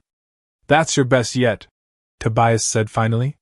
Which was, from a man who did not waste praise, close to everything. 12 weeks on that one," Marin said. "I've got 11 more of that vintage in the wagon." 8 from October, slightly younger. For half wheels, for anyone wanting a smaller quantity. The heavy-set driver reached out unbidden. "Mind if I?" She cut a second slice. He ate it, and his expression did the same thing Tobias's had a moment before, that brief, involuntary pause of a man tasting something his mouth hadn't been braced for. "What is this?" he said. "Run me through it." "Hard goat cheese," Marin said. "Aged 12 weeks. Doesn't need ice. Gets better the longer it sits, not worse, which means every day it spends on your wagon between here and wherever you're hauling supply, it's improving instead of turning." He looked at the wheel. Looked at the road, that wasn't going anywhere for another day at least. Looked back at the wheel. "I run supply to Cutter Ridge," he said. "I usually stock whatever the store in Harlow can spare. Half of it's spoiled by the time I'm 2 days out. Everything you're carrying now needs ice, within 3 days," Marin said. This wheel was pressed in September, and it's still improving in December. In a camp with no cold storage, that's not a small difference. That's the difference between having food and not having any. A third driver had joined by now, younger, quieter, listening more than talking. "I run for Ridgeline," he said. "They've been asking me for months if I know anybody reliable for dairy. Everything coming out of this valley either spoils on the road, or costs a fortune shipped in from the east. Marin felt something steady and clear settle into her chest, the particular calm that came from watching a plan she'd only half believed in start proving itself true in real time, in front of witnesses, exactly the way the $2 bid at the auction had once proven itself true in front of an entirely different crowd. I have a standing arrangement with Mr. Reed, she said, with a glance toward Tobias, who gave a short nod confirming it. But my production's expanding. If Ridgeline needs volume beyond what that arrangement covers, I'm happy to discuss direct supply. What followed was not dramatic. It was, in the way real commerce so often is, somewhat messy and repetitive, three men talking past each other, and around each other, before any of them arrived cleanly at a number. The heavyset driver, Connolly, his name turned out to be, wanted 8 wheels on the spot, and a standing monthly order going forward. The Ridgeline driver wanted to talk terms, before committing to anything, though he tasted 2 more slices in the course of talking, which told Marin more than his words did. She was in the middle of working out Connolly's order, chalk figures scratched onto the back of her own delivery slip, because she had nothing better to write on, when a 4th man stepped forward, from beside the wagon she hadn't paid much attention to yet, a compact, well-dressed figure who'd said almost nothing since she arrived, watching the whole exchange, with a stillness that didn't match the easy, half-frozen restlessness of the freight drivers around him. Mrs. Colt, he said. My name is Garrett Voigt. I represent a supply consortium out of the Eastern Territories. Several mining operations contracted together for procurement. Marin looked at him a moment. Something in the careful, unhurried way he introduced himself set off a small, quiet warning somewhere behind her ribs, though she couldn't yet say why. Mr. Voigt, I'd like to make you an offer, he said, for the remainder of your load, and for a standing exclusive arrangement going forward. Exclusive, Marin repeated. My consortium would purchase your entire production, on a fixed schedule, at a price well above what you're currently negotiating with these gentlemen. He said it plainly, without apparent effort to persuade, the way a man speaks, who is used to having his offers accepted on the strength of the number alone. You would no longer need to negotiate lot by lot, wagon by wagon, in weather like this. One buyer. One contract. Guaranteed volume, guaranteed price, for as long as your herd can supply it. Marin stood very still. Because it was, on its face, an extraordinary offer. More money, faster, with less risk, than anything she'd built toward in 5 months of exhausting, uncertain work. Except something in her went cold, and careful, the same cold, careful place that had opened up in her chest back in August, sitting on the edge of her own bed reading a contract her husband had signed in good faith to a man who'd built the language to fail him.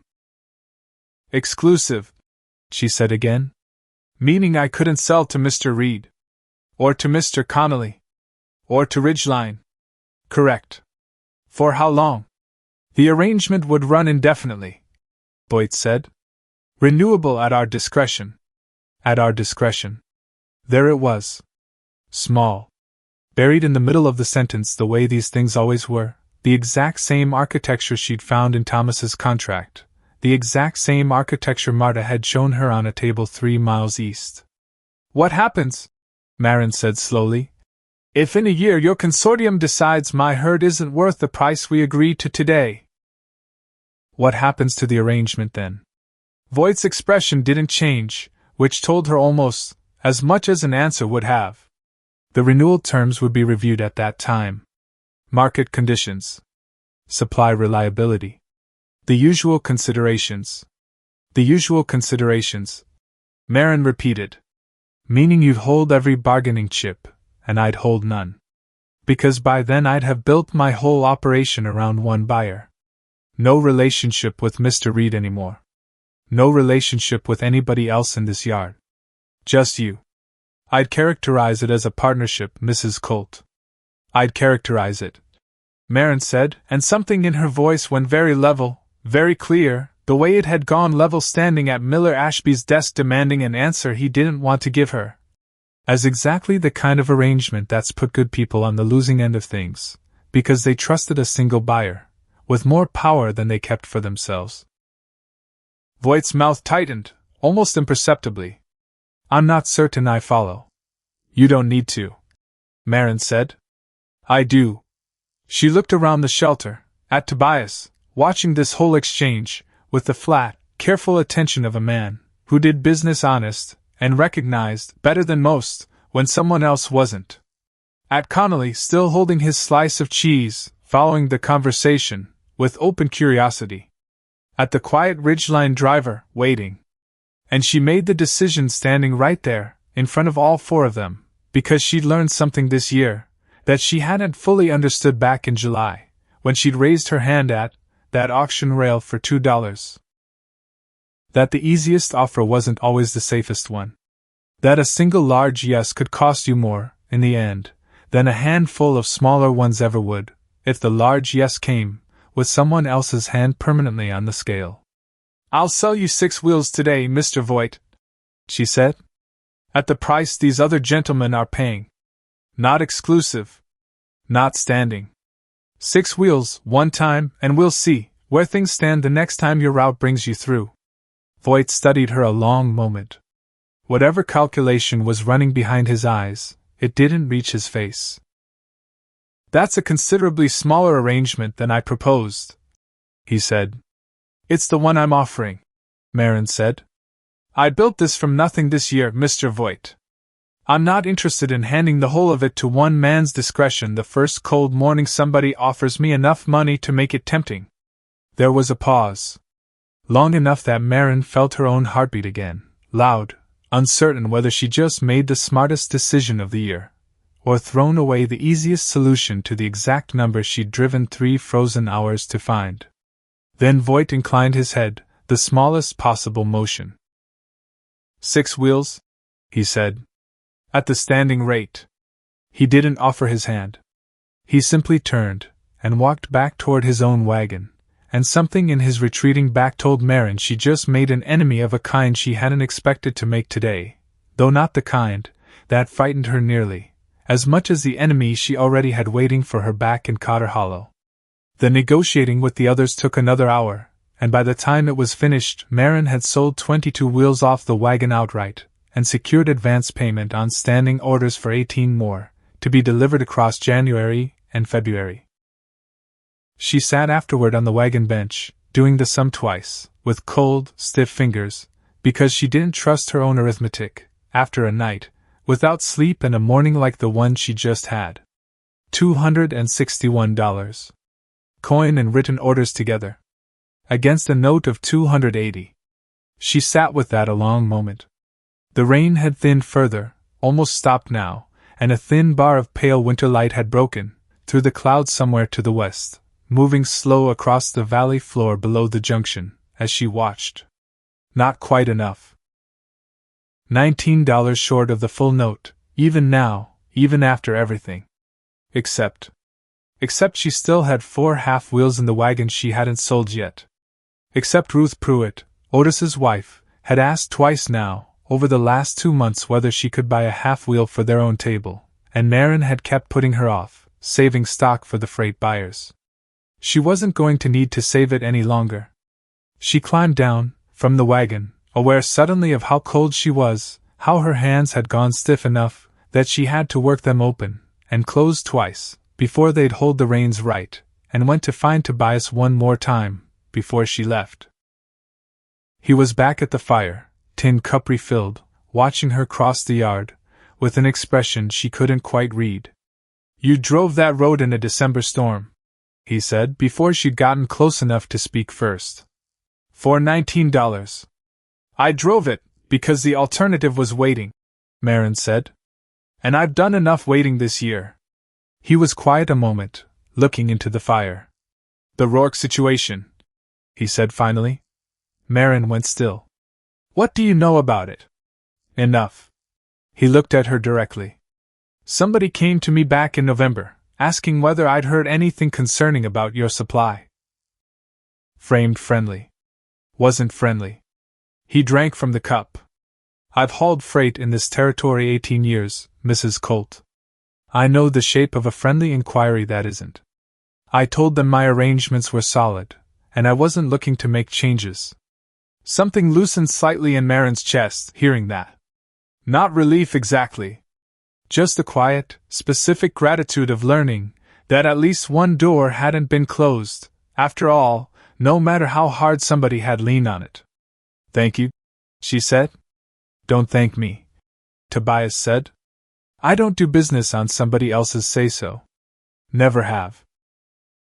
That's not a favor to you, Mrs. Colt. That's just how I run things. She nodded. Understood, without needing him to say it plainer, that this was as close to warmth as Tobias Reed offered anybody, and that it was worth more, coming from him, than a warmer man's whole speech would have been. The ride home was slower than the ride out, the way return trips always are once the urgency's spent itself, and the body finally starts collecting on everything it borrowed against to get through the morning. Clayton set his own pace, unhurried but steady, and Marin let him, too tired to do anything, but hold the reins loose, and watch the winter light move across the valley below. Eli sat beside her, quiet for a long while, the folded map still in his coat pocket, and used for the return leg, because he apparently didn't need it a second time. 261, he said finally. Not a question. He'd have done the math himself, standing near the wagon, listening. Plus 4 half-wheels I haven't sold yet, Marin said. Ruth's been asking for one. That'll close what's left. Eli nodded slowly, staring out at the hills going gold and gray in the fading afternoon light. We're not short anymore, he said. No, Marin said. I don't think we are. He was quiet another moment. Then, careful, the way he asked things that actually mattered to him. You knew this morning it might not be enough. Even with everything you sold. I knew. And you went anyway. Marin looked over at her son. 14 years old, exhausted, having driven 3 hours of a road he'd only ever studied on paper, having watched his mother turn down the easiest offer of the whole morning, because something about it had smelled wrong to her, before she could even fully explain why. Waiting wasn't going to get us anything, Eli, she said. Sometimes the only way through a thing is to go stand in front of it, and do the work, even when you can't see all the way to the end of it yet. He didn't answer right away. Then, quiet, almost to himself. That's what Dad used to say. About the fence line. That you don't wait for the weather to be right. You just go do the work in the weather you've got. Something caught hard in Marin's throat, hearing that, hearing her husband's own words come back to her secondhand, through their son, 2 years gone, and still, somehow, present in the smallest and most exact ways. Your father was right about a great many things, she said, when she trusted her voice again. That was one of them. They rode the rest of the way home in a silence that had nothing uncomfortable left in it at all. Josie was waiting on Otis Pruitt's porch when they came through Harlow Crossing at dusk, and she ran the length of the block to meet the wagon, before Marin had even fully stopped it, breathless, both arms wrapping around her mother's waist the second Marin climbed down. You said dark? Josie said, muffled against Marin's coat. It's dark. Just barely, Marin said, and kissed the top of her daughter's head, and let herself, for just a moment, be nothing more than a tired mother home safe, with both her children, before the weight of everything still ahead of her came back to settle on her shoulders again. She sold the 4 half-wheels to Ruth Pruitt right there on the store's front step, counting the coin, into her own cold hand under the lantern light, and when she finally added everything together, that night at the kitchen table, coin, written orders, the last of the half-wheels, she came out $4 over the full note. $4 over. She sat with that a long time, alone, after both children had finally gone to bed, staring at the number in her own careful handwriting. $28 short, 6 days ago. Now $4 over. She thought about Marta, sitting at 51 years old watching 18 years dismantled in 45 days, because she hadn't had the road, or the buyers waiting at the end of it, or a 14-year-old son, with a hand-drawn map memorized, before anybody asked him to make one. She thought, I am not going to be the second woman this family gets to do this to. She closed the ledger, and for the first time in weeks she slept. The bank opened Monday, and Marin was there, before it did. She dressed carefully, that morning, the dark wool dress she kept for anything that required being taken seriously, her hair pinned, without rushing, though her hands weren't quite steady doing it. She put the coin in a cloth bag. She put the written orders in a leather wallet that had been her father's, worn soft at the corners, but solid, the kind of thing that spoke of duration even when everything else about her circumstances did not.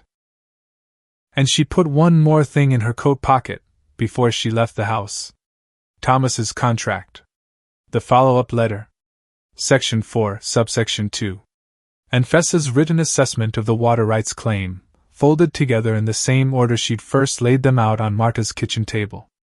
Eli offered to come with her. Twice. She declined both times. Not because she didn't want him there. Because she'd learned, over the last 5 months, that there were certain things a woman needed to do standing entirely on her own footing, or they didn't mean quite what she needed them to mean, not to the bank, and not to herself. I'll be back by noon, she told him. Watch your sister. Keep the wheels turning in the cellar. He nodded. Didn't argue. Just looked at her a moment, with something steady in his face that hadn't been there back in July, standing at that auction rail wishing the ground would swallow him. Go get it done, Mom, he said. The Cotter County Bank sat on the main street of Harlow Crossing in a 2-story stone building built, decades back, to look permanent and important both, which it was, in the particular way small institutions become important not through their own power, but through what they control, and who has no choice but to need them. Miller Ashby came out alone when the teller announced her. Marin noted the absence of anyone else, and filed it away, unsure yet whether it meant anything. Mrs. Colt. Mr. Ashby. She set the leather wallet on the counter between them. I'm here to address the accelerated notice on my property note. I have the full balance. She opened the wallet, laid the coin bag on the counter, laid the written orders beside it. The coin covers the note principal, she said.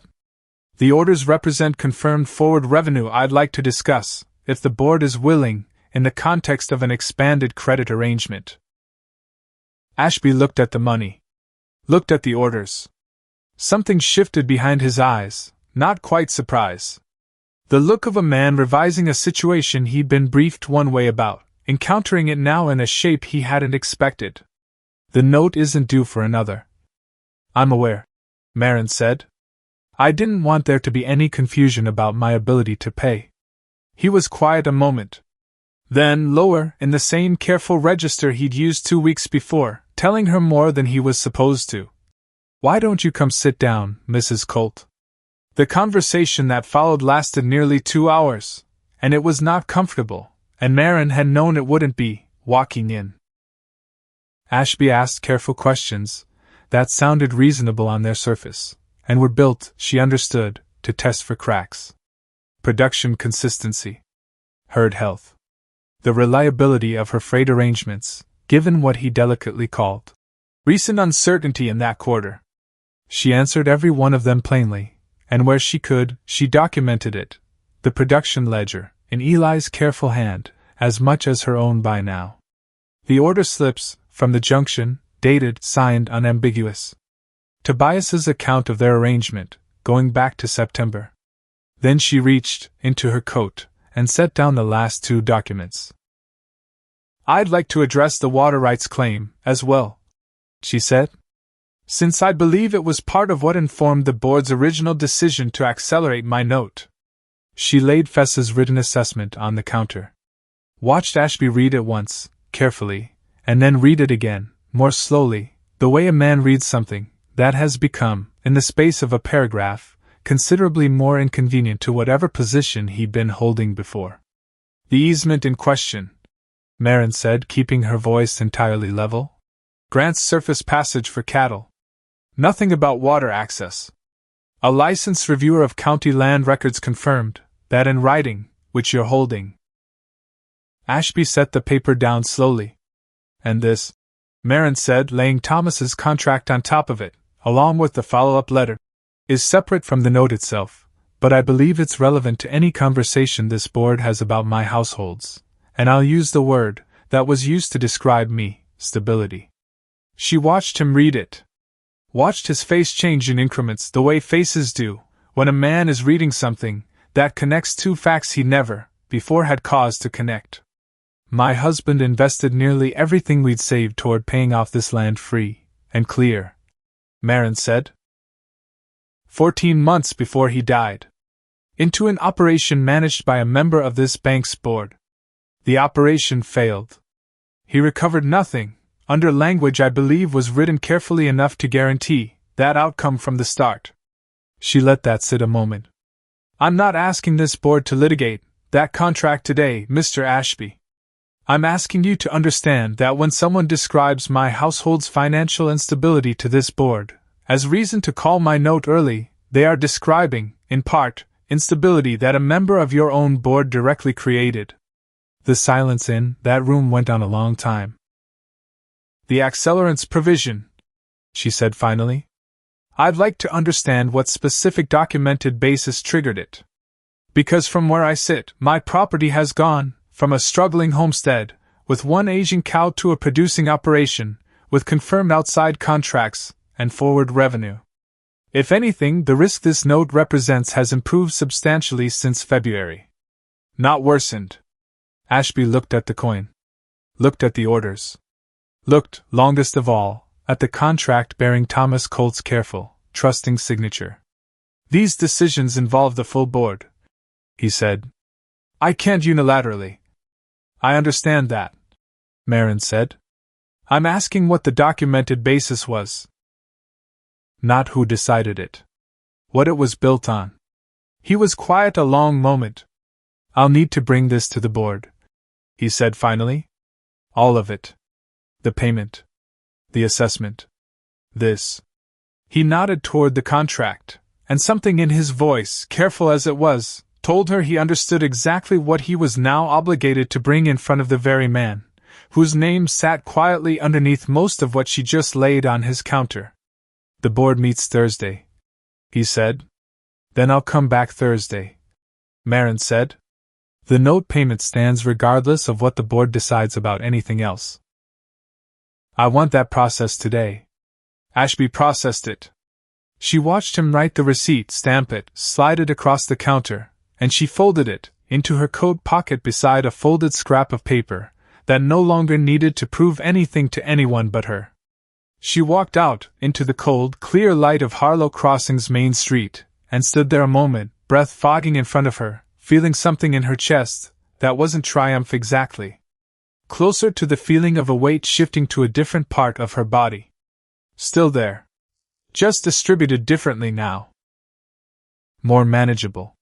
Thursday came in clear and cold, the particular sharp-edged winter light that made everything look more defined than usual.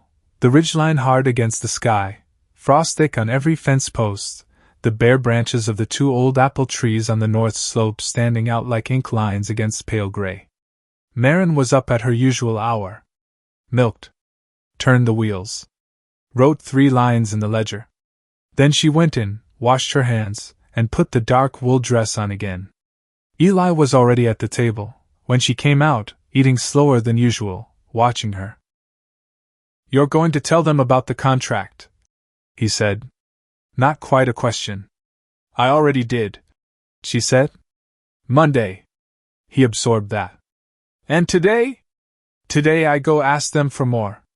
He looked at her a long moment, something working behind his eyes that she recognized from 100 late nights at that same table, working a number until it made sense. Can I come this time? He asked. Not inside. Just the wagon. Outside. She thought about it. Thought about a boy who'd studied a mountain road 3 separate evenings before anyone asked him to, who'd fixed a feed cost column without being told, who'd read his father's contract at the kitchen table and gone very still, and then said quiet, "We better make sure they can't do it twice."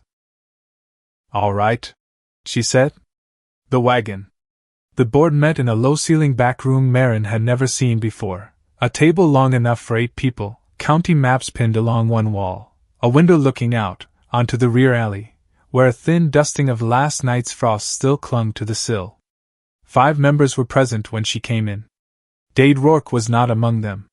She noticed it immediately, and filed it away carefully, unsure yet whether it was a mercy or a maneuver, because with a man like that she'd learned, over 5 months, never to assume the simpler explanation was the true one. She'd prepared not a speech, speeches made her stiff, and stiffness read as weakness in a room like this, but a sequence. The production record first. Then the order documents, from the junction, laid out in date order, showing the arc of the operation, from September clean, through the storm 2 weeks back. Then Fess's assessment of the water claim. Then her numbers for expansion, what a second press would cost, what additional fencing would run, what the herd could produce at 18 months, if the growth held steady, and what the freight demand she now confirmed, with 3 separate buyers indicated about the market's real appetite for it. She walked them through it, piece by piece. Answered every question when it came. Didn't defend herself, when one board member, a lean, skeptical man named Aldrich, pushed back on her projected yields as optimistic. "The yields I've shown you are from my actual production records," she said. "Not projections. What I've projected forward is conservative against what I've already achieved." "You had a favorable season," Aldrich said. "I had a drought," Marin said, keeping her voice entirely even. "And a December flood, and a fraudulent easement claim, and an accelerated note called 90 days ahead of schedule for reasons this board has yet to document for me in writing. If those are favorable conditions, Mr. Aldrich, I confess I'm curious what an unfavorable year would have to include." Somebody at the far end of the table made a sound that might have been a suppressed laugh, quickly swallowed. Ashby, who had been watching the whole exchange, with an expression she still couldn't fully read, finally asked the question that mattered. "What are you asking this board for, specifically?" $300, Marin said. "For equipment, fencing, and herd expansion, secured against the property, and the standing freight contracts I've provided documentation for." She paused. "And I'd like the record to reflect that the accelerated notice against my account was reviewed, and found to rest, in significant part, on a water rights claim now confirmed false by an independent review of county land records." The room went quiet. "That second item is somewhat irregular," Ashby said carefully. "It was an irregular action to begin with, Mr. Ashby," Marin said. "I'd simply like the record to reflect that plainly, for anyone reviewing this account in the future." Another silence. Aldrich was studying the production ledger, with the particular focus of a man who has found the numbers inconveniently solid, and is looking, without success, for a crack in them.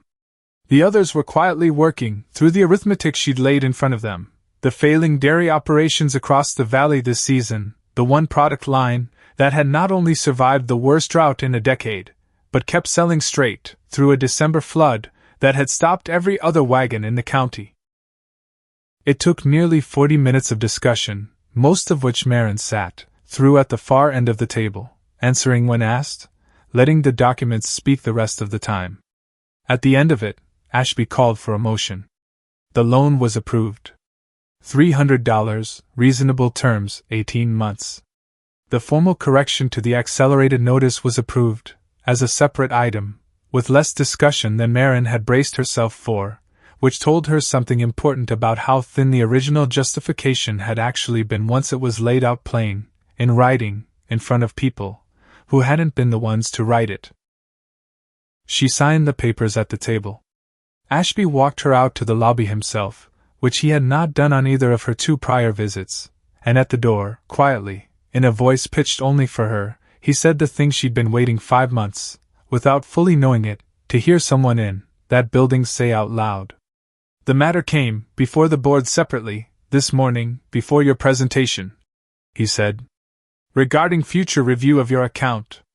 It was decided, unanimously, that any further deliberation involving your loan would proceed, without one particular member's participation, given the documentation you provided Monday.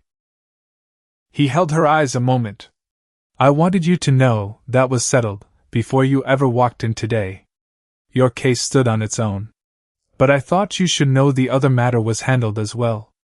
Marin understood, without him needing to say the name, exactly what had happened in that room before she'd arrived. Not a public reckoning. Not a scene, not an accusation read aloud for the satisfaction of it. Just 5 careful men, quietly agreeing among themselves that a conflict of interest this documented could no longer be allowed to sit at their table unaddressed. It wasn't everything. It wasn't an apology, and it wasn't restitution for $4,000. That was never coming back. But it was something real. Something that would hold, going forward, in a way a public confrontation never could have. Thank you for telling me, she said. She went out to where Eli was waiting, with the wagon. She told him the terms on the ride home, and he listened, with the particular stillness he brought to any number that mattered, and then, slowly, started doing the arithmetic out loud. 300, he said. That's a second press. That's enough fencing to open the whole west slope, if we clear it right. That's, he thought a moment, that's maybe 30 more head, if we find the right stock. And the roof, Marin said. Over the kitchen. Finally. He glanced at her. You put that in the budget? Different ledger, she said. The one where I stopped patching things that should have been fixed properly a long time ago.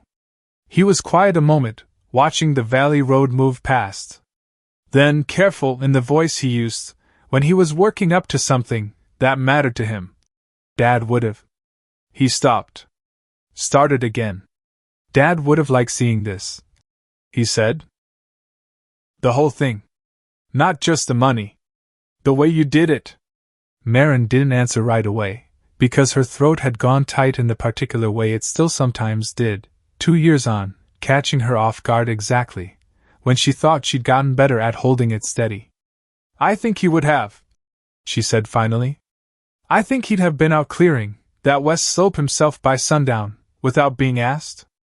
Eli almost smiled. Not quite. But close enough that she saw it. Guess that's my job now, he said. Dade Rourke came to the property on a Tuesday in early March, riding alone, which was unusual for him, and without the easy, deliberate confidence he normally carried into any room or yard he entered. Marin saw him coming down the drive, from the kitchen window, and went out to meet him at the gate. She didn't invite him past it. He dismounted, which was also unusual. Rourke conducted most of his business from horseback when he could, the height giving him something he seemed to feel he needed. On the ground, in the thin March light, he was just a large man in a good coat, holding his own reins, looking for a moment like he'd rehearsed something on the ride over and had arrived, now, at the place where he actually had to say it. Mrs. Colt. Mr. Rourke? A silence stretched between them. He looked toward the hillside, where the herd, 61 head now, since the January and February editions, moved through brush that had been choked, useless scrubland 8 months before. He looked at the barn. He looked, for a long moment, at anything that wasn't her face. I came to talk business, he said finally. I assumed as much. I've been watching the market. He said it carefully, the way a man says something he's already admitted privately, and is only now, reluctantly, admitting out loud for the first time. What you've built here. The dairy operation. She didn't help him along. She'd learned, over the last 5 months, the particular value of letting a silence sit exactly as long as it needed to. My cattle margins aren't what they were, he said. The drought did damage I haven't recovered from. And I've got land, good land, more than I need for what I'm running now, that could support a herd like yours. What I don't have is the knowledge. Or the stock. Or, frankly, the patience I suspect this actually takes. Marin studied him a long moment.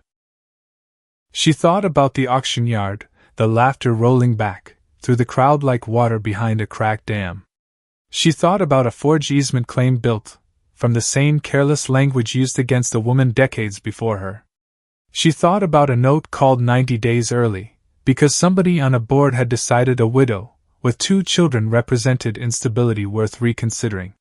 She thought about a contract in her dresser drawer, with her husband's trusting signature on it, and $4,000 that were never, under any circumstance, coming back.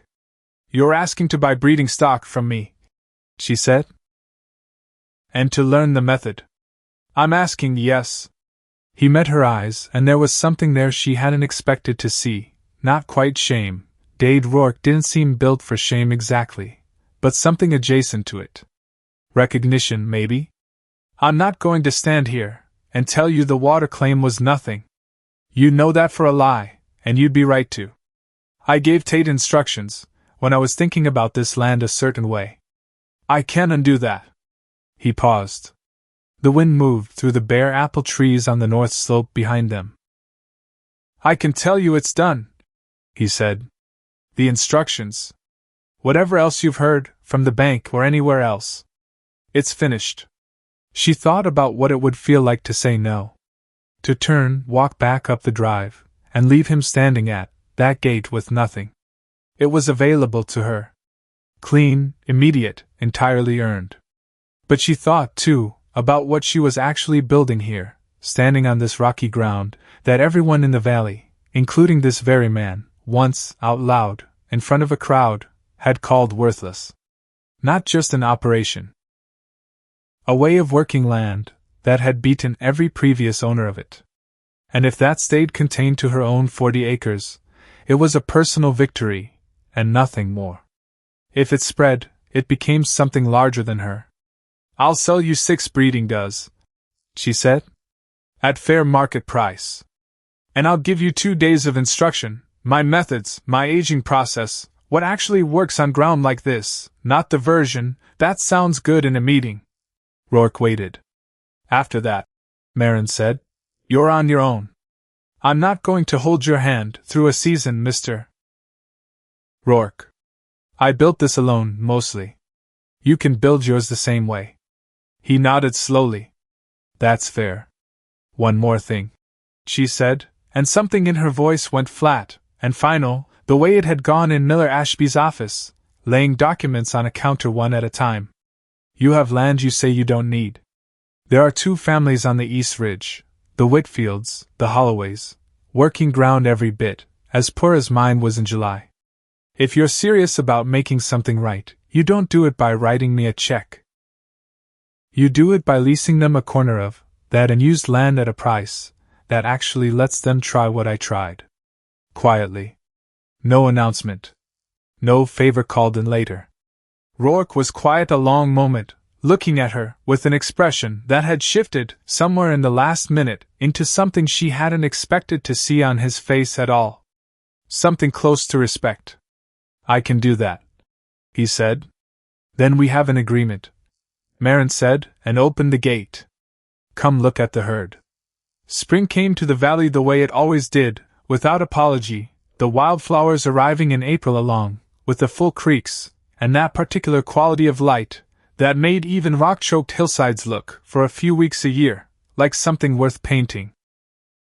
The Whitfield and Holloway families started small herds of their own that spring, on land Dade Rourke leased them for next to nothing, and never once mentioned publicly, and neither operation was producing at real volume yet, but both families were learning their animals, and the brush on both their hillsides was doing exactly what brush does when something finally shows up willing to eat it.